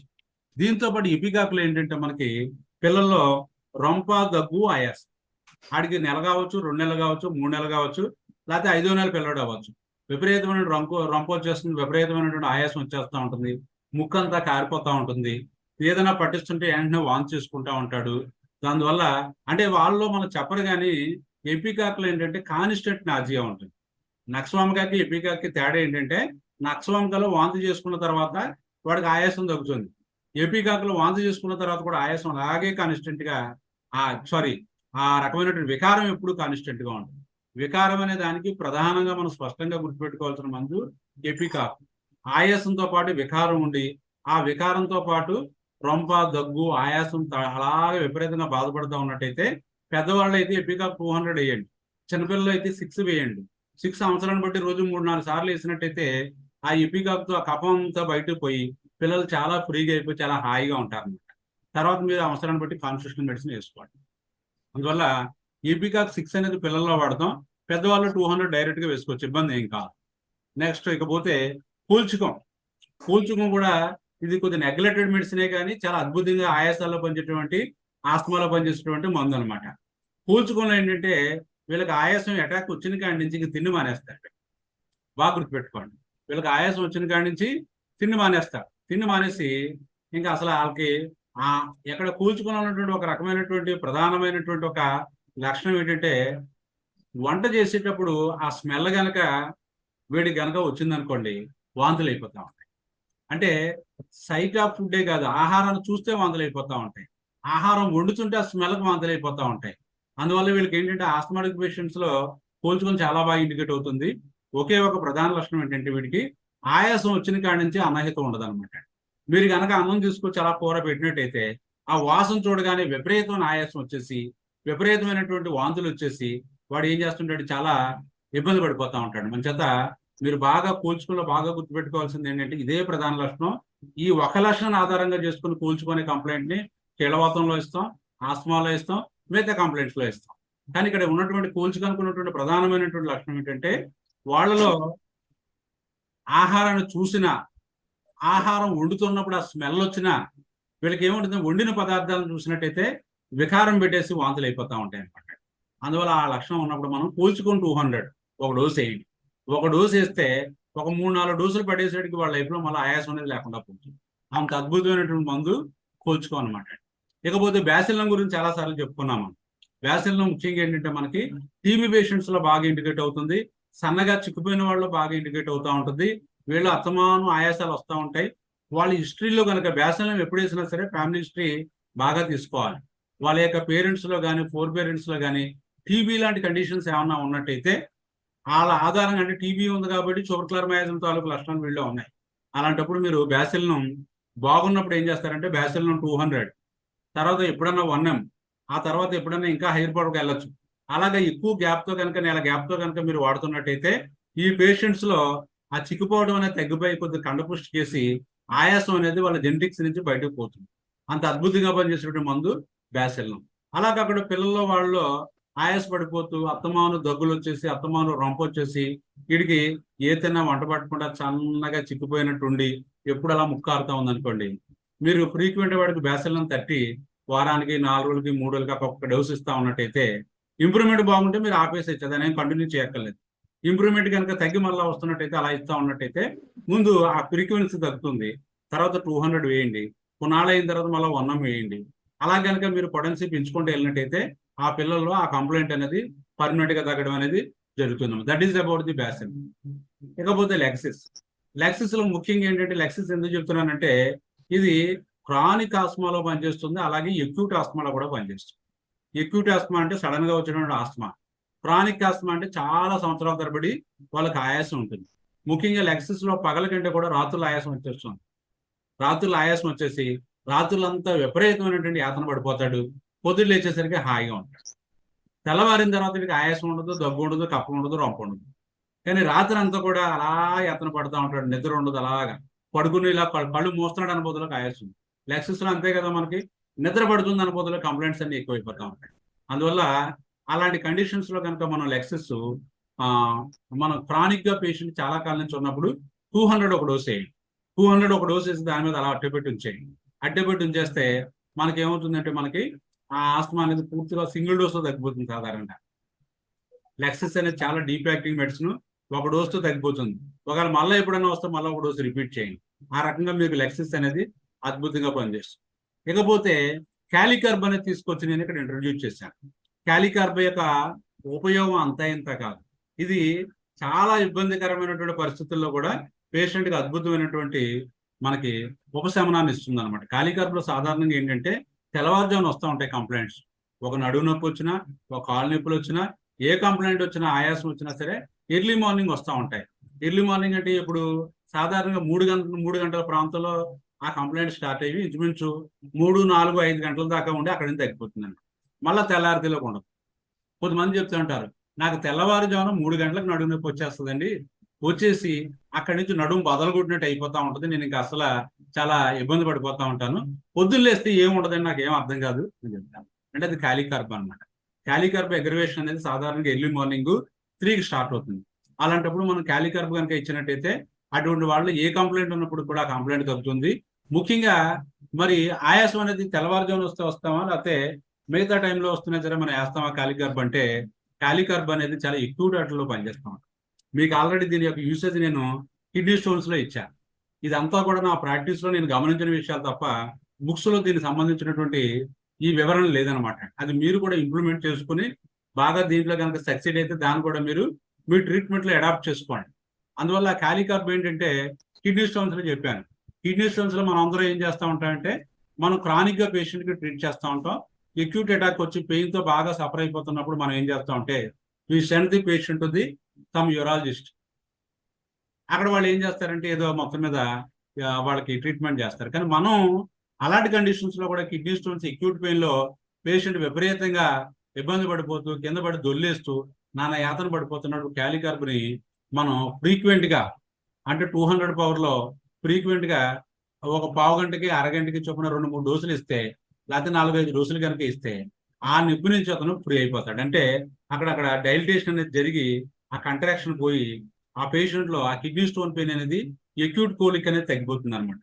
అంత అద్భుతమైనటువంటి మందు క్యాలికర్బ్. అంతేకాకుండా ఈ ఆస్మాటిక్ కండిషన్స్లో కూడా పేషెంట్ బాగా సివియర్గా సఫర్ అవుతున్నప్పుడు మీకు ఈ మిగతా మందులతో మీరు ఫెయిల్ అయ్యి ఏం చేయాలో మీకు తోచగా చాలా ఇబ్బంది పడుతూ పేషెంట్ కాస్త బాగా విపరీతంగా ఆయాస పడిపోతూ ఉండి ఊపిరి అందనట్టు చాలా ఇబ్బంది పడుతూ ఉంటే క్యాలికర్బ్ అనే మందుని మీరు ఆ 200 పవర్లో కనుక గంటకి కానీ అరగంటకి కానీ 2-3 డోసులు వేసినట్టయితే ముందు ఇమీడియట్గా అతను ఆయాసం నుంచి బయటపడి ముందు ఉపశమనం పొందుతాడనమాట. ఆ తర్వాత దాంతో మీకు బాగా తగ్గితే దాని మీద ఉంచుకోవచ్చు. ఆ తర్వాత ఎలా వాడాలన్నది మీకు తెలుసు కాబట్టి, లేదన్నట్టయితే తర్వాత మీకు ట్రీట్మెంట్కి మామూలుగా మీరు ఏ రకంగా వెళ్తున్నారో ఆ రకంగా ఫాలో అవ్వచ్చు. కానీ acute asthma conditions, acute renal colic అంటే కిడ్నీ స్టోన్ పెయిన్, అలాంటి వాళ్ళు మనకి క్యాలికర్బ్ అనేది అద్భుతంగా పనిచేస్తుంది అనమాట. నెక్స్ట్ నాట్రన్ సల్ఫ్ కూడా మనకి ఆస్మాటిక్ కండిషన్లో బాగా పనిచేస్తూ ఉంటుంది. దీని ప్రధానమైనటువంటి లక్షణం ఏంటంటే ఇది యాంటీ సైకోటిక్ డ్రగ్, చాలా డీప్ యాక్టింగ్ డ్రగ్. దీంతో కనుక కంప్లైంట్స్ తగ్గితే మళ్ళా రావు. అందువల్ల నాట్రన్ సల్ఫ్లో మెయిన్ ఏంటంటే కోల్డ్ అగ్రివేషన్ బాగా ఉంటుంది. పేషెంట్స్లో కూడా మనం చూస్తూ ఉంటాం, పొద్దుట లేచి ఆ చల్లటి నీళ్ళతో ముఖం ఇలా కడుక్కున్నట్టయితే విపరీతంగా తుమ్ములు స్టార్ట్ అయిపోతూ ఉంటాయి. చల్లటి నీళ్ళతో కనుక స్నానం చేసినట్టయితే విపరీతంగా వాళ్ళకు ఉన్నటువంటి కంప్లైంట్స్ అన్ని అగ్రివేట్ అయిపోతూ ఉంటాయి. అంచేత చల్లదనం అనేది అసలు పడదు, కూలింగ్ అనేది అసలు పడదు. అందువల్ల నీటిలో చేయి పెట్టినప్పుడు కూడా తుమ్ములు వచ్చేస్తూ ఉంటాయి. అలాగే అలాంటి కండిషన్స్లో వచ్చినటువంటి ఆస్తమాలో ఆ మొడాలిటీస్ కనుక మనకు ఉన్నట్టయితే నాట్రన్ సల్ఫ్ అనే మందునివ్వండి. అది మీకు అద్భుతంగా మనకి ఆస్మా కండిషన్స్లో బాగా పనిచేస్తుంది. ఏ పవర్లు ఇవ్వాలని మీకు డౌట్ రావచ్చు. ఎక్యూట్గా ఇబ్బంది పడుతున్నప్పుడు 30 ఇవ్వండి. క్రానిక్ కంప్లైంట్స్లో మనకి 200తో స్టార్ట్ చేయండి. 200తో స్టార్ట్ చేసి ఒక డోస్తో కనుక బాగా ఇంప్రూవ్మెంట్ వస్తుంది. హోమియోపతిలో ఒకటే డోసేజ్ ఎన్నిసార్లు వేయాలి ఇలాంటిది ఏముండదు. కంప్లైంట్ బాగున్న నాళ్ళు, పేషెంట్ నాకు బాగుంది అని చెప్పిన నాళ్ళు ఎన్నాళ్ళు అయితే ఆ మాట చెప్తా ఉంటాడో అన్నాళ్ళ మందు ఇవ్వకండి, రిపీట్ చేయకండి. నాకు మళ్ళీ తగ్గిపోయి మళ్ళీ వచ్చేస్తుంది ఇబ్బంది పడుతుంది అన్నప్పుడు మాత్రమే రిపీట్ చేయండి. అదే కండిషన్ హోమియోపతిలో. ఎందుకంటే ప్రిన్సిపల్స్ రెప్యుటేషన్ సంబంధించి ఏమీ లేవు. అలాగే స్పాంజియా అనమాట అండి. స్పాంజియా కూడా అద్భుతంగా పనిచేస్తూ ఉంటుంది. స్పాంజియాలో ఏంటంటే ముఖ్యంగా ఆయాసం వచ్చేస్తూ ఉంటుంది. దాంతోపాటు ఏంటంటే మనకి ఆస్మాతో పాటు పేషెంట్స్లో ఒక రకమైనటువంటి బార్కింగ్ కాఫ్ వస్తుంది, దగ్గు వస్తుంది, బొంగురుగా దగ్గు వస్తూ ఉంటుంది. కొంగుమని బొంగురుగా దగ్గు వస్తూ ఉంటుంది. దాంతోపాటు ఏంటంటే ఈ స్పాంజియాలో బాగా ఇండికేషన్ మంచి లక్షణం ఏంటంటే వేడి నీళ్ళు అవి తగ్గితే కొద్దిగా ఆయాసం కాస్త తగ్గుతూ ఉంటుందండి. అలాంటప్పుడు స్పాంజియా 30 ఒక డోస్ వేయండి. కానీ జ్వరం గట్రా ఉన్నప్పుడు ఏం చేస్తారంటే స్పాంజియా 200 వేయండి. నెక్స్ట్ కార్బోవిల్స్ అనమాట.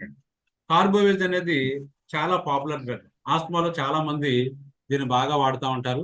దీంట్లో ముఖ్యంగా మన అందరికీ తెలిసినటువంటి ప్రధానమైనటువంటి లక్షణం ఏంటంటే దీంట్లో పొట్ట బాగా ఉబ్బరించినట్టుండి దాంతోపాటు గాలి కోసం తపన ఉంటుంది.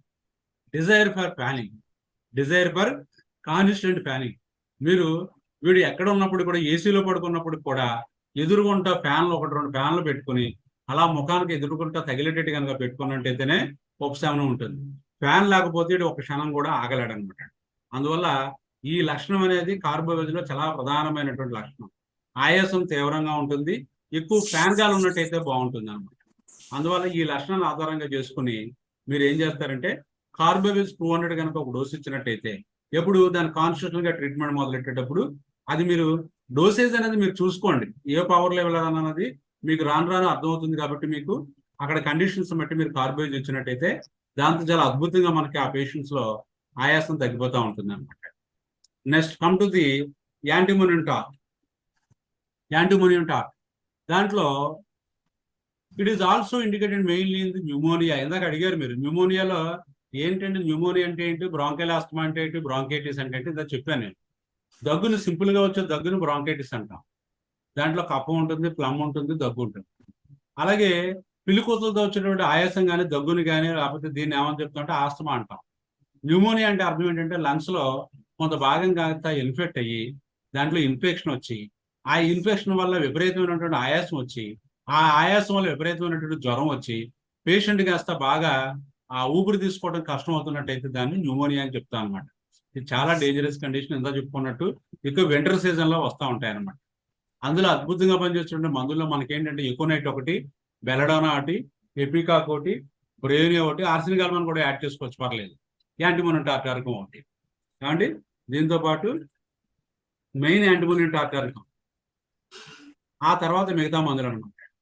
అందువల్ల న్యూమోనియాలో అద్భుతంగా పనిచేసే మందులు యాంటీమోనియం టార్టు, ఎకోనైట్, బెలడోనా అనమాట. బెలడోనా, ఎపికాకు, బ్రేయోనియా. దీని తర్వాత మనం బాగా గుర్తుపెట్టుకోవాల్సిన మంది ఏంటంటే మనకి బ్రేయోనియా తర్వాత ఆర్సినిక్ ఆల్బమ్ ఒకటి. ఈ మందులన్నీ కూడా మనకి న్యూమోనియాలో పనిచేస్తాయి. మీకు ఆల్రెడీ ఎకోనైట్ గురించి, యాంటీమోనియం టార్ట్ గురించి ఇప్పుడు అంతా చెప్పుకున్నాం. ఎకోనైట్లోకి వచ్చేటప్పటికి ఏంటంటే మనకి ఒక హిస్టరీ ఉంటుంది అనమాట. Sudden exposure to cold or cold winds. ఏదైనా ఒక ప్రయాణం చేసి తెల్లవారుజామున వింటర్లో మనకు కరెక్ట్గా నవంబర్, డిసెంబర్, కార్తీక మాసం ఆ టైంలో ఎవరో చుట్టాలు వచ్చారని వాళ్ళు ఏం చేశారంటే మీరు ఏ బస్ స్టాండ్కో రైల్వే స్టేషన్కో మీరు తీసుకెళ్ళినప్పుడు మళ్ళీ వచ్చేటప్పుడు బాగా చలిగాలికి ఎక్స్పోజ్ అయ్యారు. ఇంటికి వచ్చేసరికి రొంప వచ్చింది. ఆ రొంపతో పాటు ఎక్కువసేపు ఆయాసం వచ్చింది, అక్కడి నుంచి జ్వరం వచ్చేసింది. ఇంకా మీకు ఆయాస పడిపోతున్నారు. అలా సాయంకాలం వేసేసి సీరియస్ అయిపోయింది. డాక్టర్ దగ్గర తీసుకెళ్లారు. వాళ్ళు కాస్త ఎక్స్రే తీశారు.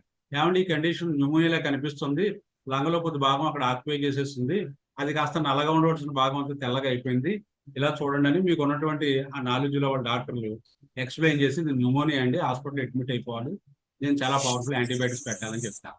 ఇక్కడ ఈ హిస్టరీ అంతా కూడా సడన్ గా రావటము, కోల్డ్కి ఎక్స్పోజ్ అవటము, దానివల్ల ఏంటంటే ప్రాబ్లం చాలా సీరియస్ అయిపోవటం, విత్ ఇన్ షార్ట్ టైంలో కాస్త కంప్లైంట్ చాలా ఉధృతం అయిపోతాం. ఇవన్నీ కూడా ఎకోనైట్ తాలూకు లక్షణాలు అనమాట. దాంతోపాటు పేషెంట్లో ఒక రకమైనటువంటి భయం, మనం చెప్పుకున్నాం కదా, ఆ anxiety, fear of death, production of death.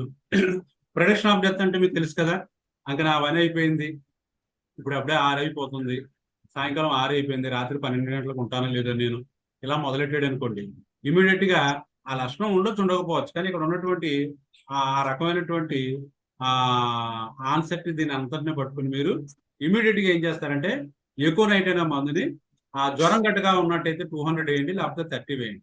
30 కంటే కూడా 200 వేయండి.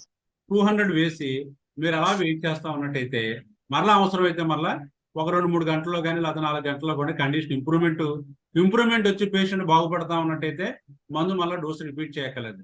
లేకపోతే 1-2 గంటలలో మళ్ళీ ఇంకో డోసు వేయండి. 2-3 డోసులు పడేసరికి పేషెంట్లో చాలా ఏ రకంగా అయితే కంప్లైంట్ ఉధృతంగా వచ్చిందో అంతే తీవ్రతతో అంతే వేగంతో కంప్లైంట్ తగ్గడం కూడా జరుగుతుందమ్మా. This is about the aconite, usage of the aconite in the pneumonia conditions. And aconite మామూలుగా రిపీట్ చేయకూడదని చెప్తుంటారు, ఎందుకని సార్? ఏది ఎకోనైట్ ని ఒకసారి వేసిన మళ్ళీ ఏదని చెప్తుంటారు జనరల్ గా, ఎందుకని? ఎకోనైట్, బెలడాలో ఎక్కువ రిపీట్ చేయకూడదని చెప్తారు. ఎందుకంటే ఒక డోసు తగ్గిపోతాయి అవన్నీ కూడా. సార్ ఒక డోసు, ఎందుకంటే కంప్లైంట్ కూడా చాలా ఆన్సెట్ కూడా చాలా ఎర్లీగా ఉంటుంది కదా. సాధారణంగా మనకి ఎకోనెట్ కండిషన్స్ ఈవేళ నిన్న వస్తే లేదా ఈవేళ వస్తేనే వేస్తాం ఎక్కువ, అంతే కదా. రేపటికి మళ్ళీ కండిషన్ మారిపోతుంది. అంటే ఇబ్బంది ఉంటే రెండోసారి రిపీట్ చేయొచ్చు ఎకోనైట్. మరి ఇంప్రూవ్మెంట్ లేకపోతే రిపీట్ చేసుకోవాలి, లేకపోతే మరి కేసు ఇంకా ప్రోగ్రెస్ లోకి వెళ్ళిపోతుంది కదా disease. Next come to the belladonna. బెలడోనాలో ఏంటంటే మనకి ఇది కూడా న్యూమోనియాలో బాగా పనిచేస్తూ ఉంటుంది. ఇన్ఫ్లమేషన్ లోపల వచ్చేస్తుంది, లోపల అంతా కూడా చాలా సీరియస్ గా ఉంటుంది. దాంతో పాటు ఏంటంటే పేషెంట్స్ లో విపరీతమైనటువంటి జ్వరం. మనం చెప్పుకున్నాం బెలడోనాలో ఫీవర్ ఎలా ఉంటుందో, ఒళ్ళంతా కాలిపోతూ ఉంటుంది. రేడియేటింగ్ హీట్ అంటారు, బాగా గుర్తుపెట్టుకోవాలి. రేడియేటింగ్ హీట్ అంటే పేషెంట్ కి దగ్గరగా ఎలా చేయి పెడితే మనం ఒక కుంపటి దగ్గర, నిప్పుల కుంపటి దగ్గర ఎలా చేయి పెడితే వేడి వచ్చేస్తాం, పేషెంట్ దగ్గర కూడా అలా వేడి వచ్చేస్తూ ఉంటుంది. ముఖం మీద చేయేస్తే కాలిపోతూ ఉంటుంది, బాడీ మీద చేయేస్తే కాలిపోతూ ఉంటుంది. వాడు దగ్గరగా ఉన్నా ఉంటే అంత హీట్ వచ్చేస్తూ ఉంటుంది అనమాట. అలాంటి 105, 106 ఇలాంటి ఫీవర్స్ వచ్చినప్పుడు, పేషెంట్లు ఈ రకమైనటువంటి లక్షణాలు ఉన్నప్పుడు మనం ఏం చేస్తామంటే బెలడోనా 200 అనే ఆ డోసులో కనుక మనం ఇచ్చినట్టయితే చాలా మార్పు వస్తుంది. అలాగే ఎపికా కింద చెప్పుకున్నట్టు అనమాట, విపరీతంగా వాంతులు అయిపోవటం, వికారం పెట్టేయటం, ఎన్నిసార్లు వాంతులు అయినప్పుడు కూడా వికారం తగ్గకపోవటం, దాంతోపాటు న్యూమోనియా, ఇలాంటి వాటిలో మనకి ఎపికా పనిచేస్తుంది. బ్రెయినీలో వచ్చేసరికి ఏంటంటే బ్రెయినీలో కూడా యాంటీమోనియం టార్క్లో పేషెంట్ అంటే డల్గా ఉంటాడు. దాంతోపాటు ఏంటంటే నోరు ఆర్చిపోతూ ఉంటుంది. పేషెంట్ కాస్త సౌండ్స్ కానీ లేకపోతే లైటింగ్ కానీ ఇష్టపడ్డు, చీకట్లో ఉండాలనిపిస్తుంది, బాడీ పెయిన్స్ వచ్చేస్తాయి. తర్వాత దీంతో పాటు ఏంటంటే ఈ లంగ్ కూడా ఇన్ఫెక్ట్ అవుతుంది. అలాంటి వాటిలో మనం ఆ ఉన్నటువంటి లక్షణాల ఆధారంగా చేసుకుని బ్రెయిన్ కనుక ఇచ్చినట్టయితే, బ్రెయిన్ 200 అనమాట అండి, ఇచ్చినట్టయితే అవన్నీ కూడా తగ్గుతాయి. నెక్స్ట్ ఆర్సినికాలము. ఆర్సినికాలమంలోకి వచ్చేసరికి ఏంటంటే మనం ఇందా చెప్పుకున్నట్టు ఎలాంటి కండిషన్ అన్నప్పటికి కూడా ఆర్సినికాలమంలో కంప్లైంట్ ఏదైనా అవ్వచ్చు. అది దగ్గు కావచ్చు, రంపు కావచ్చు, తుమ్ములు కావచ్చు, కిడ్నీ స్టోన్స్ కావచ్చు, లేకపోతే న్యూమోనియా కావచ్చు, లేకపోతే ఇంకో మరి ఏదైనా కావచ్చు. దాంట్లో మెయిన్ ఏంటంటే ఆందోళన, అస్థిమితము, ప్రాణ భయము, ఏమంటే చనిపోతాననే భయం, అస్థిమితం, ఆందోళన, నోరు ఆర్చిపోవటం, తడవటం వరకు ప్రతి పావు గంటకి 20 నిమిషాలకు నోరు ఆర్చిపోతుంటే కొంచెం కొంచెం నీళ్లు నోట్లో వేసుకుని ఆ ఉపశమనం పొందటము. పేషెంట్లో ఒక రకమైన అస్థిమితము, భయము, ఈ లక్షణాలు ఉన్నప్పుడు ఆర్సినికాలమం 200 అనే పవర్లో ఒక డోస్ వేయండి. వేస్తే అక్కడ ఆ కండిషన్ కాస్త తగ్గుతుంది. So in antimonium tartaricum the mucus difficulty మనం చెప్పుకున్నాం already. This is about the pneumonia అనమాట. And come to the antimonium tartaricum. అందువల్ల మనకి యాంటీమోనియం టార్టారికం ఎంత చెప్పాను కదా, అసలు మెయిన్ సిమ్టమ్స్ ఏంటండి? యాంటీమోనియం టార్టారికం వేయాలంటే అసలు కంప్లైంట్స్ ఏమి ఉండాలి అన్నట్టయితే దాంట్లో కఫం అనేది బయటగా పడతా ఉంటుంది అనమాట, తెల్లటి మ్యూకస్ ఉంటుంది, విపరీతమైనటువంటి నీరసం ఉంటుంది, ప్రోస్ట్రేషన్ అంటే నీరసం, స్వెట్టింగ్ చెమటలు పట్టేస్తూ ఉంటాయి, కోల్డ్నెస్, బాడీ చల్లగా ఉంటుంది, పేలర్ పేషెంట్ పాలిపోయినట్టు ఉంటాడు, బ్లూనెస్ ఆఫ్ ది ఫేస్ కాస్త పిల్లల్లో కానీ పెద్దల్లో కానీ కొద్ది కలర్ చేంజ్ అయినట్టు ఉంటుంది అనమాట.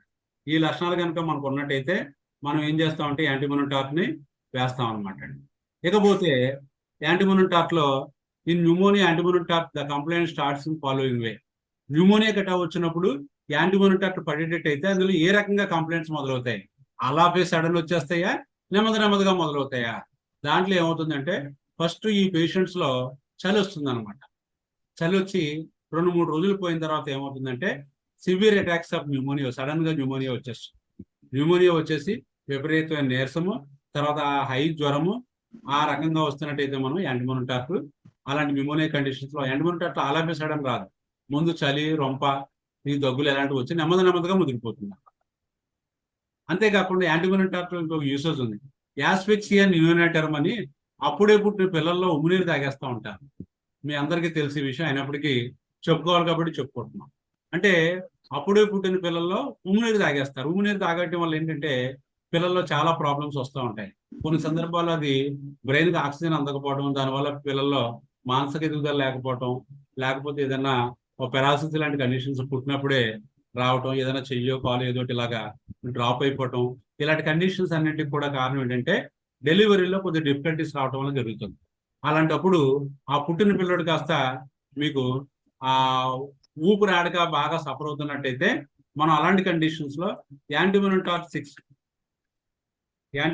6 డోస్ వేసి మళ్ళీ 1 గంట 2 గంట పోయిన తర్వాత మళ్ళీ అవసరమైతే మళ్ళీ 6 డోస్ వేస్తే ఆ పిల్లల్లో మళ్ళీ దగ్గు, కఫం లాంటి కొన్ని లక్షణాలు వచ్చి ఆ కఫం అంతా కూడా బయటికి కక్కేసుకుని అక్కడ ఫ్రీ అయిపోతాడు అనమాట.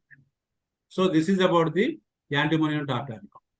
And come to the other symptoms of antimonium tartaricum. మనకి ఏంటంటే ముఖ్యంగా వింటర్లో అది ఆయాసాలు వస్తూ ఉంటాయి. ఈ వింటర్లో యాంటీమోనిటార్లో ఏ రకంగా ఆయాసం పెరుగుతుందంటే మనకి ఫస్ట్ రొంపు వస్తుంది, ఆ తర్వాత కఫం పట్టేస్తుంది. ఆ కఫం పట్టిన తర్వాత ఏమవుతుందంటే వాళ్ళు ఒక రకమైనటువంటి ఛాతిలో గొరగొరలు, ఛాతిలో సౌండ్స్, పిలికోతలు ఇవన్నీ వస్తాయి. ఆ తర్వాత ఆయాసం పెరిగిపోతుంది. ఆయాసం తర్వాత ఆ పేషెంట్ కాస్త మంచం పట్టేస్తాడు అనమాట. మంచం పెట్టేసి మంచం మీద పడుకున్నప్పుడు కూడా పడుకోలేడు. ఆ తర్వాత లేచి కూర్చోవాలి, కాస్త గాలి కావాలి. ఈ రకమైనటువంటి ఆ సీక్వెన్స్ లో మనకి యాంటీమోనిటార్ వెళ్తుంది అనమాట. అలాంటి కండిషన్స్ లో కనుక మనం యాంటీమోనిటార్ వేసినట్టయితే మనకి బాగా సూట్ అవుతుంది. అంతేకాకుండా ఈ ఆస్తమాతో సఫర్ అవుతున్నప్పుడు పేషెంట్లో మనం ఈ యాంటీమోనిటార్ పేషెంట్లో మనం ఏం గమనిస్తా ఉంటే మనకి ఆ పేషెంట్లు చెమటలు పట్టేస్తూ ఉంటాయి. ఎందుకంటే చాలా ఉక్కిరిబిక్కిరి అయిపోతూ ఉంటాడు. గాలి అందదు, గాలి కోసం తపన. ఆ క్రమంలో ఏమవుతుందంటే చెమటలు పట్టేస్తూ ఉంటాయి. బాడీ అంతా చల్లగా ఉంటుంది, ఏదో పాలిపోయినట్టు అయిపోతాడు. ఆ ముఖం కాస్త ఆ ఫేస్ కాస్త బ్లూ కలర్ లోకి వచ్చేసినట్టు. So this is the picture of the antimonium tartaricum. అంతేకాకుండా యాంటీమోనియం టార్ట్లో మీరు బాగా గమనించినట్టయితే ఈ నాసాపుటాలు ఉంటాయి కదా, వింగ్స్ ఆఫ్ ది నోస్ అని చెప్తాం. ఈ పక్క ఈ కాస్త రెపరెపలాడుతూ కొట్టుకుంటూ ఉంటాయి. ఈ లక్షణం మనకు 2 మందులకు ఉంటుంది. ఒకటి లైకోపోడియం, రెండోది యాంటీమోనియం టార్టారికం. ఇది కూడా మీరు బాగా గుర్తుపెట్టుకోండి.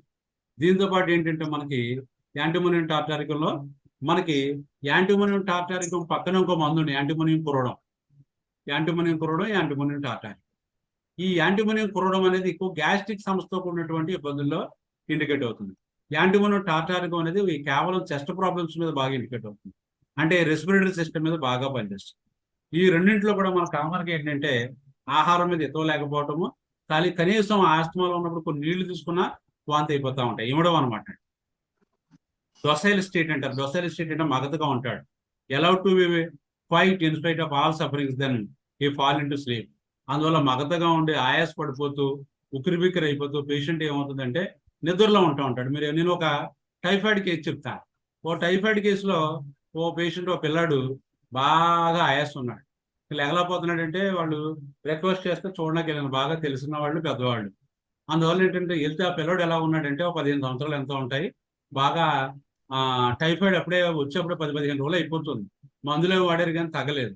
మన హోమియోపతి మందు వాడమని చెప్తే వెళ్తే అబ్బాయి మగతగా ఉన్నాడు, పిలుస్తుంటే పెద్ద డ్రౌజీగా ఉన్నాడు, ఆయాస పడుతున్నాడు. అంటే ఆ పిల్లడికి ఆయాసం కూడా ఉందండి.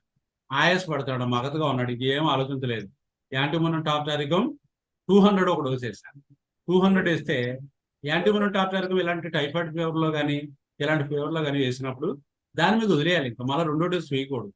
అలా వేసి వదిలేస్తే ఆ మర్నాడు జ్వరం లేదు, తగ్గలేదు. ఆ 3వ రోజుకి బాగున్నాడు, కొరడు కొద్దిగా. యాంటీమోనియం టార్టారికం వేసిన తర్వాత మగత పోద్ది అనమాట. బాగా గుర్తుపెట్టుకోండి. ఫస్ట్ పోయేది మగత పోతుంది, యాక్టివ్నెస్ వస్తుంది. ఆ తర్వాత జ్వరం తగ్గిపోయాయి. ఆ రకంగా మీరు యాంటీమోనియం టార్టారికం టైఫాయిడ్ జ్వరాల్లో కూడా పనిచేస్తుంది. అలాగే యాంటీమోనియం కురోడం కూడా పనిచేస్తుంది. లోతింగ్ ఆఫ్ ఫుడ్ అన్నహ్యత ఉండదు. కనీసం వాటర్ కూడా ఇచ్చినా సరే వాంతి అయిపోతూ ఉంటుంది. ఆ రకంగా ఏంటంటే పేషెంట్ మగతగా ఉండి ఆ ఎంత బాధలో ఉన్నప్పుడు కూడా అలా నిద్రలోకి వెళ్ళిపోతూ ఉంటాడు. Next cough and sleep. అది దగ్గుతూ ఉంటాడు యాంటీమోనియం టార్టర్ వాళ్ళు, నిద్రలోకి వెళ్ళిపోతూ ఉంటాడు. పిల్లల్లో చూస్తూ ఉంటారు మీరు, దగ్గు వస్తూ ఉంటుంది, నిద్ర వచ్చేస్తూ ఉంటుంది, దగ్గుతుంటాడు, నిద్ర వచ్చేస్తుంటాడు. యాంటీమోనియం టార్టర్ 31 డోస్ వేయండి, చాలా అద్భుతంగా పనిచేస్తుంది. అలాగే రొమాటిక్ పెయిన్స్ ఆఫ్ ది టూత్, అంటే పంటికి సంబంధించినటువంటి పెయిన్స్. అందులో మనకి చెప్పుకున్నాము రోడోడెండ్రాన్ కూడా అద్భుతంగా పనిచేస్తుంది. మనకి పళ్ళుకి సలుపులు వచ్చేసి విపరీతంగా కనుక బాగా సలిపేస్తున్నట్టయితే రోడోడెండ్రాన్ కనుక 2-3 డోసులు అలా వేస్తా ఉన్నట్టయితే అద్భుతంగా మనకు 200 పాల్లో బాగా పనిచేస్తుంది. ఆ పళ్ళు సలుపులు కూడా హెల్దీగా ఉన్నటువంటి టూత్ కూడా బాగా తగ్గుతుంది pain. And come to the మామూలు రొమాటిక్ పెయిన్స్ పనిచేస్తుంది సార్, పనిచేస్తుందండి. రొమాటిక్ ఫీవర్ లో పనిచేస్తుంది, తర్వాత ఆ రొమాటిజం లో పనిచేస్తుంది, కీళ్ళ నొప్పుల్లో పనిచేస్తుంది. అంతేకాకుండా మెయిన్ ఏంటంటే రోడోడెండ్రాన్ లో చల్లదనం వల్ల కంప్లైంట్స్ అన్ని బాగా పెరిగిపోతూ ఉంటాయి, జాయింట్స్ అవి స్టిఫ్నెస్ వచ్చేస్తాయి. Next come to the antimonium tartaricum. దీంట్లో దాహం ఉండదు అనమాట. దాహం ఉండకుండా వేళ్ళు ఏమవుతుందంటే కఫం వచ్చేస్తూ ఉంటుంది, చాలా విపరీతమైనటువంటి ఛాతిలో గురక పెట్టేస్తూ ఉంటాడు. దాంతోపాటు ఏంటంటే మనకి ఈ లక్షణాలు ఆధారంగా చేసుకుని మనం యాంటీమోనియం టార్టర్ ఇవ్వచ్చు. కానీ అప్పుడప్పుడు కూడా డిజైర్ ఫర్ కోల్డ్ థింగ్స్ అనేది యాంటీమోనియం టార్టర్లో ఉంటుందంట. అంచేత డిజైర్ ఫర్ కోల్డ్ థింగ్స్ ఉంది కదా అని మనం దీన్ని పక్కన పెట్టేక్కర్లేదు. ఇది ఎగ్జామ్షన్ అని చెప్తున్నాడు. కొన్ని సందర్భాల్లో ఇది కూడా ఉండొచ్చు. అంతేకాకుండా వీడికి ఏంటంటే సాధారణంగా మీరు ఆస్మా పేషెంట్స్ కూడా చెప్పాలి, ఇప్పుడు కూడా డైట్ అండ్ రెజిమెన్ అనేది చాలా ఇంపార్టెంట్.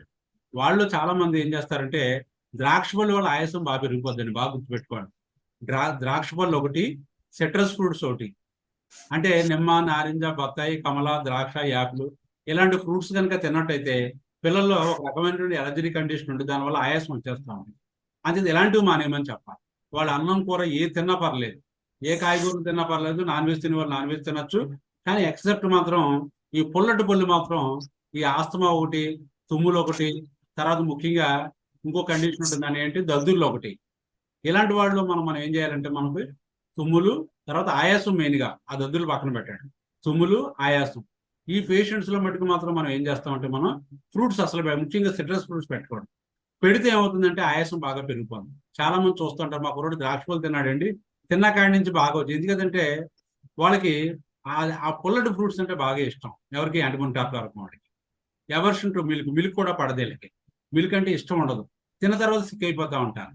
అలాగే ఈ ఆయాసంలో ఉన్నప్పుడు వీళ్ళకి మనం ఫుడ్ కనుక ఆఫర్ చేసినట్టయితే దానివల్ల విపరీతంగా టెన్షన్ పడిపోయి ఆయాసం వచ్చేసి ఇంకా నీరసం అయిపోతారు. Thoughts of food causes nausea and dyspnoea and loathing. LOATHN, loathing అంటే దాని మీద హితం లేకపోవడం అనమాట. అందువల్ల వీళ్ళకి ఫుడ్ చూసినప్పుడు కూడా ఇబ్బంది వచ్చేస్తూ ఉంటుంది. ఇది యాంటీబయోటిక్ ఇది కూడా ఉంటుంది. మనం పోల్చుకుని చెప్పుకున్నాం, దీంట్లో ఉంటుంది. పోల్చుకోడానికి దీనికి అంటే దీంట్లో మగత ఉంటుంది, బాగా గుర్తాడు. Next, vomitings of watery mucus with bile. Patients is often choked with the ropy white mucus. అంటే దీంట్లో మ్యూకస్ బాగా వచ్చేస్తూ ఉంటుంది, కానీ కొద్దిమందిలో జిగురు లాంటి స్రావాలు వస్తూ ఉంటాయి. తీగిలాగా సాగుతుంది అనుకోండి కఫం, మనకి కాలిబై కూడా పనిచేస్తుంది, దాని పక్కన రాసుకోండి. The mouth fills up with mucus. నోరు అంతా విపరీతంగా కఫం పట్టేస్తూ ఉంటుంది ఎవరికి, యాంటీబయోటిక్.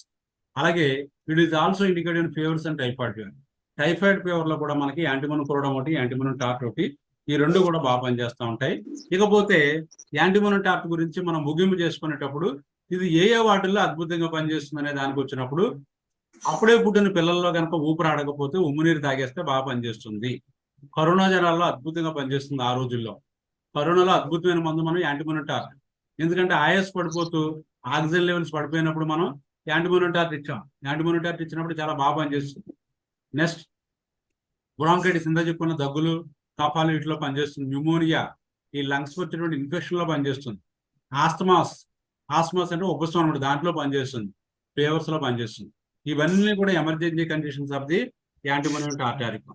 అయితే మీరు అనొచ్చు, ఈ మందులు ఇస్తున్నాం కదండి, కొద్ది మొదటి జిల్లా గురించి కూడా ఇలాంటి కండిషన్స్ లో మనం మెయిన్ డ్రగ్ ఇచ్చినప్పుడు చెప్పండి అని అడగొచ్చు. కాబట్టి నేను దాని గురించి కూడా కొంచెం చిన్న డిస్క్రిప్షన్ ఇస్తున్నాను. అందులో ముఖ్యంగా ఏంటంటే మనకు ఆస్మా పేషెంట్స్ లో బ్లాటా ఒకటి. దీంట్లో బ్లాటా అనేది 2 రకాలుగా ఉంటుంది, బ్లాటా అమెరికానా, బ్లాటా ఓరియంటాలిస్. మనం ఓరియంటాలిస్ వాడతాం. అంటే బ్లాటా అనే మందుని బొద్దింకని తయారు చేస్తారనమాట అండి. అమెరికాన్ అంటే అమెరికా బొద్దింక, బ్లాటా ఓరియంటాలిస్ అంటే ఇండియన్ బొద్దింక. దీంట్లో ఏంటంటే మనకి దగ్గు ఉంటుంది, ఆయాసం ఉంటుంది. దీంట్లో ఆ కఫం కాస్త బాగా చిక్కగా పసలా ఉన్నట్టు ఉంటుంది అనమాట. ఇది బాగా గుర్తుపెట్టుకోండి. కానీ ఇండికేషన్స్ ని మనం పట్టించుకోకుండా కూడా చాలా మంది మదర్ ఇంజిన్ వాడేసినా కూడా అద్భుతమైన రిజల్ట్స్ వస్తూ ఉంటాయి. నెక్స్ట్, లోబీలియా అనమాట.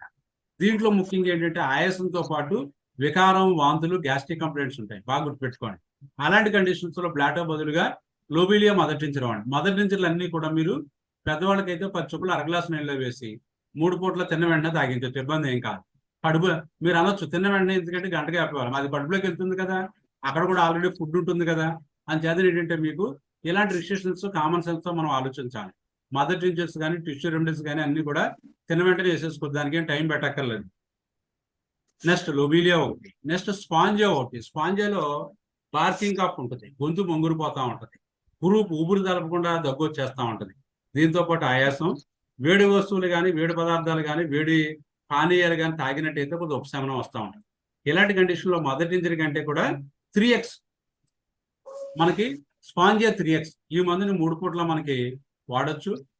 2 మాత్రలు కానీ 3 కానీ వేసుకున్నట్టయితే మనకి ఆయాసం కాస్త బాగా తగ్గుతుంది. యాస్పిడోస్పెర్మా, ఆ రోజున ఇది వైరల్ అయిపోయింది మన కరోనా టైంలో. ఈ యాస్పిడోస్పెర్మా మదర్ టించర్ బాటిల్ వాళ్ళు యూట్యూబ్ లో అది పెడితే అందరూ ఆ వాట్సాప్ లో అది చూసుకుని తెగవాడేశారు. ఇది ఏంటంటే ముఖ్యంగా ఏంటంటే ఇది ఆక్సిజన్ క్యారియర్ అనమాట, బాగా గుర్తుపెట్టుకుంటే. ఈ యాస్పిడోస్పెర్మా మదర్ టించర్ ఆక్సిజన్ లెవెల్ తగ్గిపోయి ఆయాసం కనుక బాగా సఫర్ అవుతున్నట్టయితే యాస్పిడోస్పెర్మా మదర్ టించర్ కూడా పనిచేస్తుంది. అలాగే క్యాక్టస్ మదర్ టించర్. క్యాక్టస్ లో ఏంటంటే చెస్ట్ అంతా పట్టేసినట్టుంది, బిగబడేసినట్టు ఉంటుంది అనమాట ఆస్మాటిక్ కండిషన్స్. అలాంటప్పుడు మీరు క్యాక్టస్ మదర్ టించర్ కూడా ఇవ్వచ్చు. జెస్టీషియా మదర్ టించర్, దీంట్లో ఊపిరి ఆడకుండా విపరీతమైన దగ్గు వచ్చేసి గొంతు బొగ్గురిపోయినట్టు ఉంటుంది. అలాంటి కండిషన్ లో మీరు జెస్టీషియా ఇచ్చినట్టయితే బాగా దీన్ని అడ్డసారం అని చెప్తారు. జెస్టీషియా అడతోడ ఎక్కడ పడితే అక్కడ ఉంటుంది ఈ మొక్క. Next come to the sambucus. ఇది ముఖ్యంగా ఏంటంటే పిల్లల్లో కానీ పెద్దవాళ్ళు కానీ బాగా ఊపిరి సలపనట్టుండి రాత్రులు ఎక్కువైపోతూ ఉంటుంది అన్నమాట, దగ్గు కానీ ఆయాసం కానీ. ముక్కు బాగా బ్లాక్ అయిపోయి ఇంకా ఊపిరి ఆడినట్టు అనిపిస్తుంది. అప్పుడు వెంటనే పైకి లేచిపోయి అలా కూర్చుంటారు అనమాట, అసలు ఊపిరి అసలు తీసుకోలేరు. అలాంటిది ముఖ్యంగా ఇది పిల్లల్లో కనిపిస్తూ ఉంటుంది. పిల్లలు రాత్రులు ముక్కు పడేసి నిద్రలోంచి లేచిపోయి బాగా కేకలు పెట్టేసి ఆ తల్లి వాళ్ళందరూ వస్తే వాడిని ఎత్తుకుని అలా కూర్చోబెడతారు. కూర్చోబెడితే కొద్దిగా ముక్కు కాస్త ఊపిరి ఆడుతుంది, మళ్ళా పడుకోబెడేస్తుంటే మళ్ళీ పట్టేస్తుంది. ఇలాంటి కండిషన్స్ లో మనం సింబుకస్ 31 డోస్ వేస్తే బాగా తగ్గుతుంది పిల్లలు అయితే. అలా కాకుండా పెద్దవాళ్ళు అయితే ఇలా లక్షణం ఉన్నప్పుడు, ఆస్మా బాగా చాలా కాలం సఫర్ అవుతున్నప్పుడు కాన్స్టిట్యూషనల్ రెమెడీ ఇచ్చి ఈ మదర్ టించర్ ఇవ్వండి. మదర్ టించర్ ఇస్తే ఇది అద్భుతంగా తగ్గుతుంది. అందువల్ల ఏంటంటే ఈ మదర్ టించర్ అన్నింటిలో కూడా బాగా అద్భుతంగా పనిచేసే మందులు బ్లాటో ఓరియంటారిస్. తర్వాత మిగతా లక్షణాలు బట్టి మిగతా మందులు ఇస్తారు. అందువల్ల మెయిన్ డ్రగ్ ఇచ్చిన తర్వాత ఇవి కంటిన్యూషన్ గా మీరు ఫాలో అప్ ఇచ్చుకోవచ్చు. బయోకెమికల్ అయినట్టయితే మీకు బాగా పనిచేసింది నాట్రన్ సల్ఫ్ అనమాట. నాట్రన్ సల్ఫ్ లో ముఖ్యంగా ఏంటంటే మనకి దగ్గు, రంప, ఆయాసం, ఈ రెస్పిరేటరీ ట్రాక్ట్ మీద నాట్రన్ సల్ఫ్ అనేది బాగా పనిచేస్తుంది. కాబట్టి నాట్రన్ సల్ఫ్ 6x 3 పూట 4 మాత్రలు పెట్టుకోవచ్చు, మెయిన్ డ్రగ్ అవి ఇచ్చుకోండి. దాంతోపాటు మీరు ఇంకా యాడ్ చేసుకోవాలంటే కాలిమూర్ 6x ఒకటి. కాలిమూర్ అనేది ఏంటంటే తెల్లటి స్రావాలు, దాంతోపాటు ఇది కూడా కఫతత్వానికి అది బాగా పనిచేస్తుంది కాబట్టి కాలిమూర్ని కూడా యాడ్ చేసుకోవచ్చు. లేదన్నట్టయితే నాట్రన్ సల్ఫ్ ఒకటి ఇచ్చుకోవచ్చు. అందువల్ల నాట్రన్ సల్ఫ్ 6x అనమాట. అలాగే కాలిమూర్ కూడా 6x. ఇవి పై చెప్పినవన్నీ కూడా మదర్ టించర్లు. స్పాంజే వచ్చేసరికి 3x లో వాడండి. మదర్ టించర్స్ అంత అడ్వైజబుల్ కాదు, మిగతా అన్ని కూడా మదర్ టించర్స్ లో వాడచ్చు. అందువల్ల ఏంటంటే ఈవేళ క్లాస్ మనం ఈ యాంటీమోనియం టార్ట్ గురించి మనం చెప్పుకున్నాం. ఇది చాలా అద్భుతంగా పనిచేసేటువంటి మందు.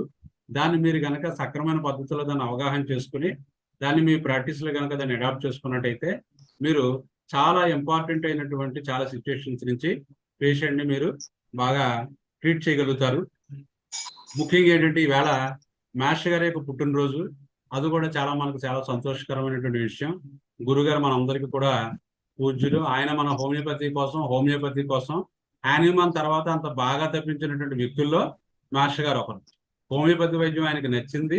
అందువల్ల ఏంటంటే ఆయన గురించి ఎప్పుడైనా మీరు లైఫ్ హిస్టరీ అది చూసినప్పుడు ఆయన హోమియోపతి గురించి ఎంత తపన చెంది కొన్ని వందలాది వేలాది మంది శిష్యులను తయారు చేశారు. మాస్టర్ గారు అంటే ఒక వెలుగు అనమాట. అందువల్ల ఏంటంటే అటువంటి మహాత్ముని గురించి మనం ఈవేళ చెప్పుకునే భాగ్యం కూడా కలిగింది. హోమియోపతి ఈ రోజున ఆంధ్రదేశంలో ఎంతగా ప్రాచుర్యం పొందిందంటే మాస్టర్ గారి శిష్యులే. అందువల్ల ఈ మాస్టర్ గారి శిష్యులకి ఏమవుతుందంటే హోమియోపతి క్లాసులు పెట్టడం, హోమియోపతి చెప్పడం, ఆయన దగ్గర నుంచి అది ఆ పరంపర కొనసాగుతుంది.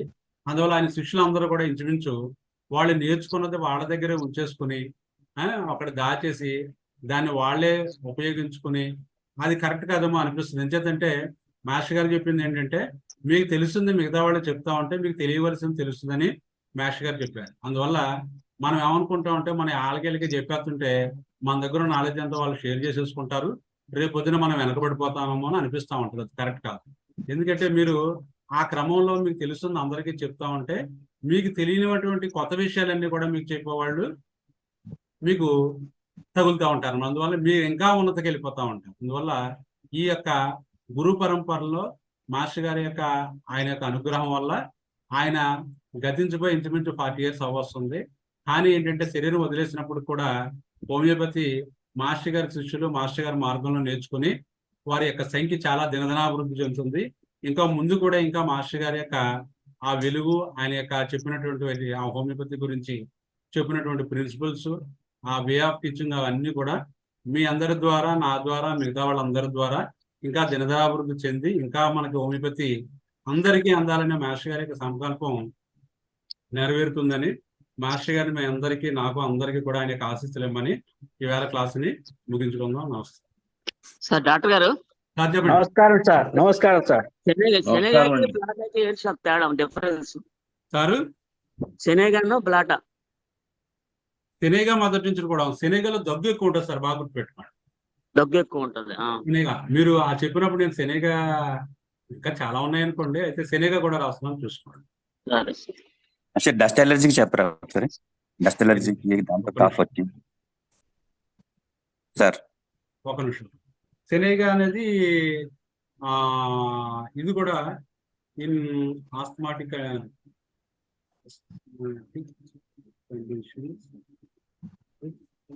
అలాగే హెపార్ సల్ఫ్ కూడా ఉంటుందేమో సార్.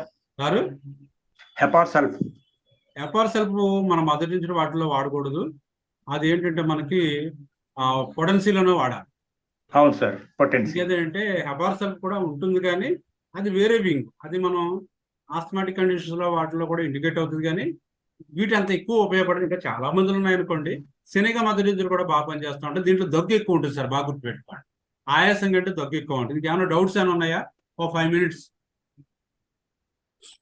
సార్ డస్ట్ ఎలర్జీ గురించి దగ్గు కంపల్సరీ ఆల్రెడీ నేను వీడియోలు చేశాను, దాంట్లో చాలా డిస్క్రిప్షన్ ఉంది. ఆ డిస్క్రిప్షన్ మీరు చదవండి, వీడియోలు చూడండి పాతవి. అలాగేనండి.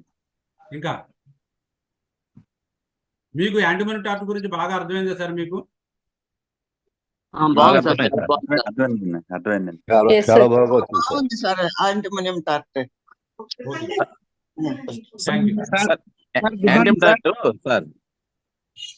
మీరు ఆస్తమా సార్, వచ్చిందంటే మీరు- యాంటీబయాటిక్ ఫస్ట్ ప్రిపరేషన్. ఒకరు మాట్లాడండి సార్, చెప్పండి. ఒకరు చెప్పండి. సార్ మీరు కంటిన్యూ చేయాలని కోరుకున్నాం సార్. 1 year కాకుండా మాకు ఇంకా నెక్స్ట్ ఇయర్ కూడా అన్ని మెడిసిన్స్ చెప్తే మాకు మేము కూడా చాలా మీరు విన్నది మీరు చెప్పింది చాలా అర్థమవుతుంది మాకు బాగా. అది మాస్టర్ గారి అనుగ్రహం సార్. అది ఎందుకంటే చెప్పాలనిపించడం, మీరు అందరూ రావటం కూడా గురువు గారి యొక్క ప్రణాళిక, ఆయన యొక్క ఆశీస్సులు. ఎందుకంటే మీకు హోమియోపతి వైద్యం గురించి నేను మీ అందరికీ ఎందుకు చెప్తానంటే ఇది చాలా అవసరం, ఆవశ్యకత కూడా. ఎందుకంటే చాలా మందికి హోమియోపతి వైద్యంలో క్వాలిఫైడ్, అన్క్వాలిఫైడ్ అనేది మెయిన్ పక్కన పెడితే దీన్ని కాన్సెప్ట్ ని చాలా సరళంగా కనుక మనం అర్థం చేసుకుని, ఇప్పుడు నేను చెప్పేదంతా మీకు చాలా ఈజీ వేలో చెప్తున్నాను. మీకు అవును సార్, అవును సార్. దీంట్లో డిఫికల్టీస్ ఏమీ లేవు.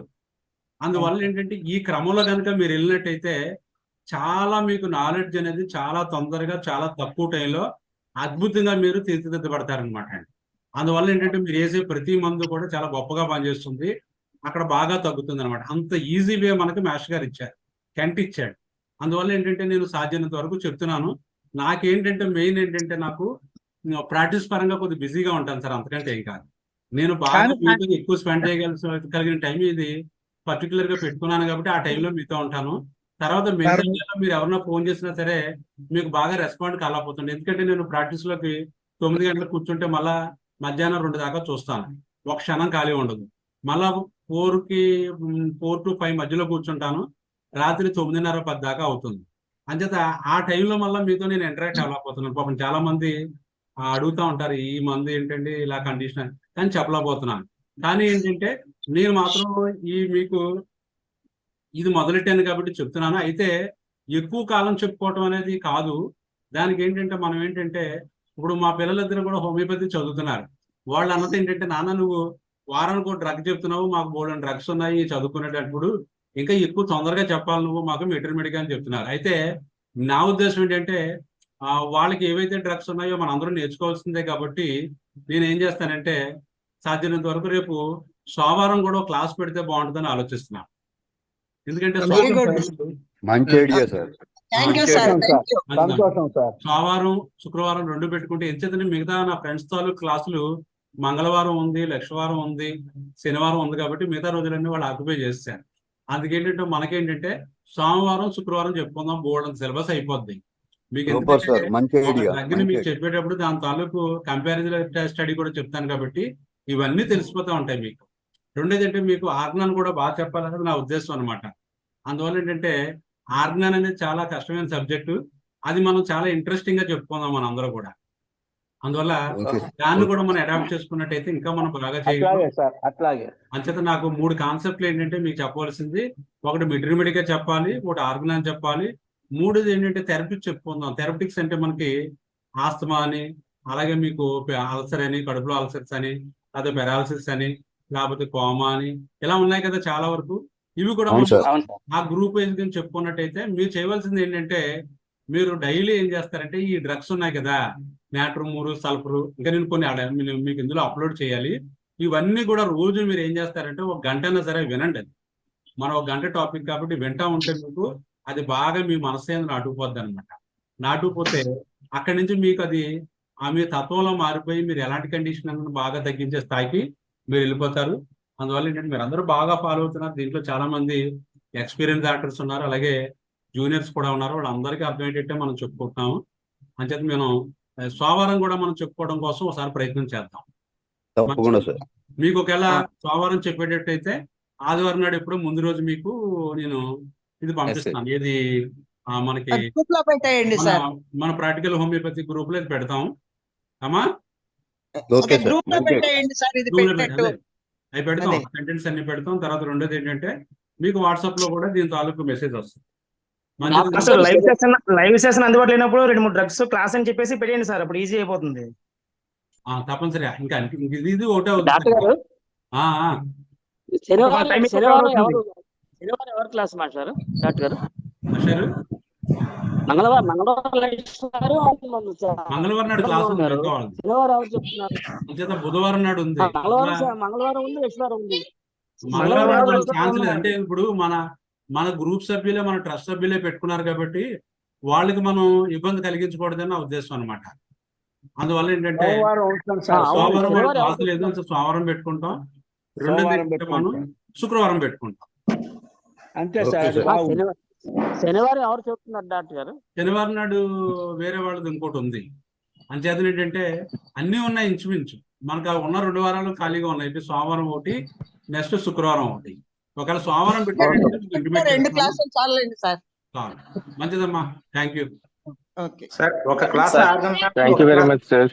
సార్ సార్ ఒక యాంటమ్ టార్ట్కి చెప్పండి సార్. ఎనిమికల్ గానీ కాంప్లిమెంట్ ఏమైనా ఉన్నాయి సార్? ఏమీ లేవు సార్.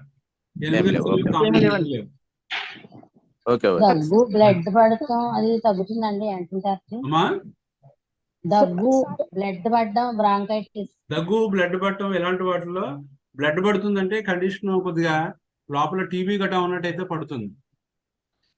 అంటే బ్రాంకైటిస్ అన్నారు. బ్రాంకైటిస్ లో దగ్గు బ్లడ్ పడుతుందంటే మనకి బ్యాసిల్ ఉన్నట్టు మందులు పడతాయి. యాంటీమోనిటార్ట్ కాదు. బ్లడ్ పడుతుంటే మనం యాంటీమోనిటార్ట్ కాదు. యాంటీమోనిటార్ట్ లో మ్యూకస్ అనేది వైట్ గా ట్రాన్స్పరెంట్ గా ఉంటుంది. బ్లడ్ ఉండదు దాంట్లో. వ్యాసలిన్ 200 వచ్చాడు. వ్యాసిలిన్ 200 కాదు, 30 ఇవ్వాలి. Okay sir. Sir test money sir, మొన్న రోటా చెప్పారు కదా మీరు, రోటా క్లాస్. దాంట్లో మా వైఫ్ కి అంటే 2014లో యాక్సిడెంట్ అయింది అనమాట. అంటే టెస్ట్ మనీ సార్ ఇది. యాక్చువల్ గా అది క్లియర్ అయిపోయింది. జస్ట్ అందరి దగ్గర షేర్ చేస్తాను మీరు చెప్పిన లెసన్ ఎలా ఉపయోగపడింది అనేది. దాంట్లో ఒక పాయింట్ చెప్పారు సార్ మీరు. దాంట్లో ఆమెకి ఏంటంటే యాక్సిడెంట్ అయిన తర్వాత పెల్విక్ ఆమెకి ఫ్రాక్చర్ అయింది అనమాట. అయిన తర్వాత ఒక 3 months బెడ్ మీద ఉంది. తర్వాత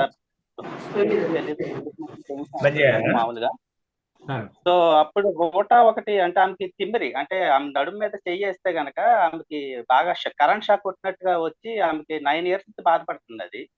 సో మీరు రోటాలో చెప్పారు ఆ క్లాస్ లో మీరు. అది ఇట్లా ఇటువంటి సిచ్యువేషన్ కి రోటా వర్ణం చెప్పేసి నేను అది మా వైఫ్ చేశాను అనమాట. దాదాపు 9 years నుంచి ఆ ప్రాబ్లం. ఫిజియోథెరపీ 2 సార్లు చేయించాం పెద్ద హైదరాబాద్ లో పెద్ద హాస్పిటల్స్ లో. ఫిజియోథెరపీ కూడా ఆమె ఏదో 1 week మామూలు ఉండేది, రోజు జీవితాంతం ఎక్సర్సైజ్ చేసుకోవాలని చెప్పేసి అనేవారు అనమాట. ఆ రోటా 1 ఆమెకి ఒక 4 రోజుల తర్వాత ఆమెకి తెలియలేదు తగ్గిందని. తర్వాత నా నడుము మీద చెక్ చేస్తే ఇప్పుడు అది కంప్లీట్ గా అసలే దాన్ని ఏ రకంగా చెప్పాలా, చాలా అద్భుతం సార్ అది. మంచిది.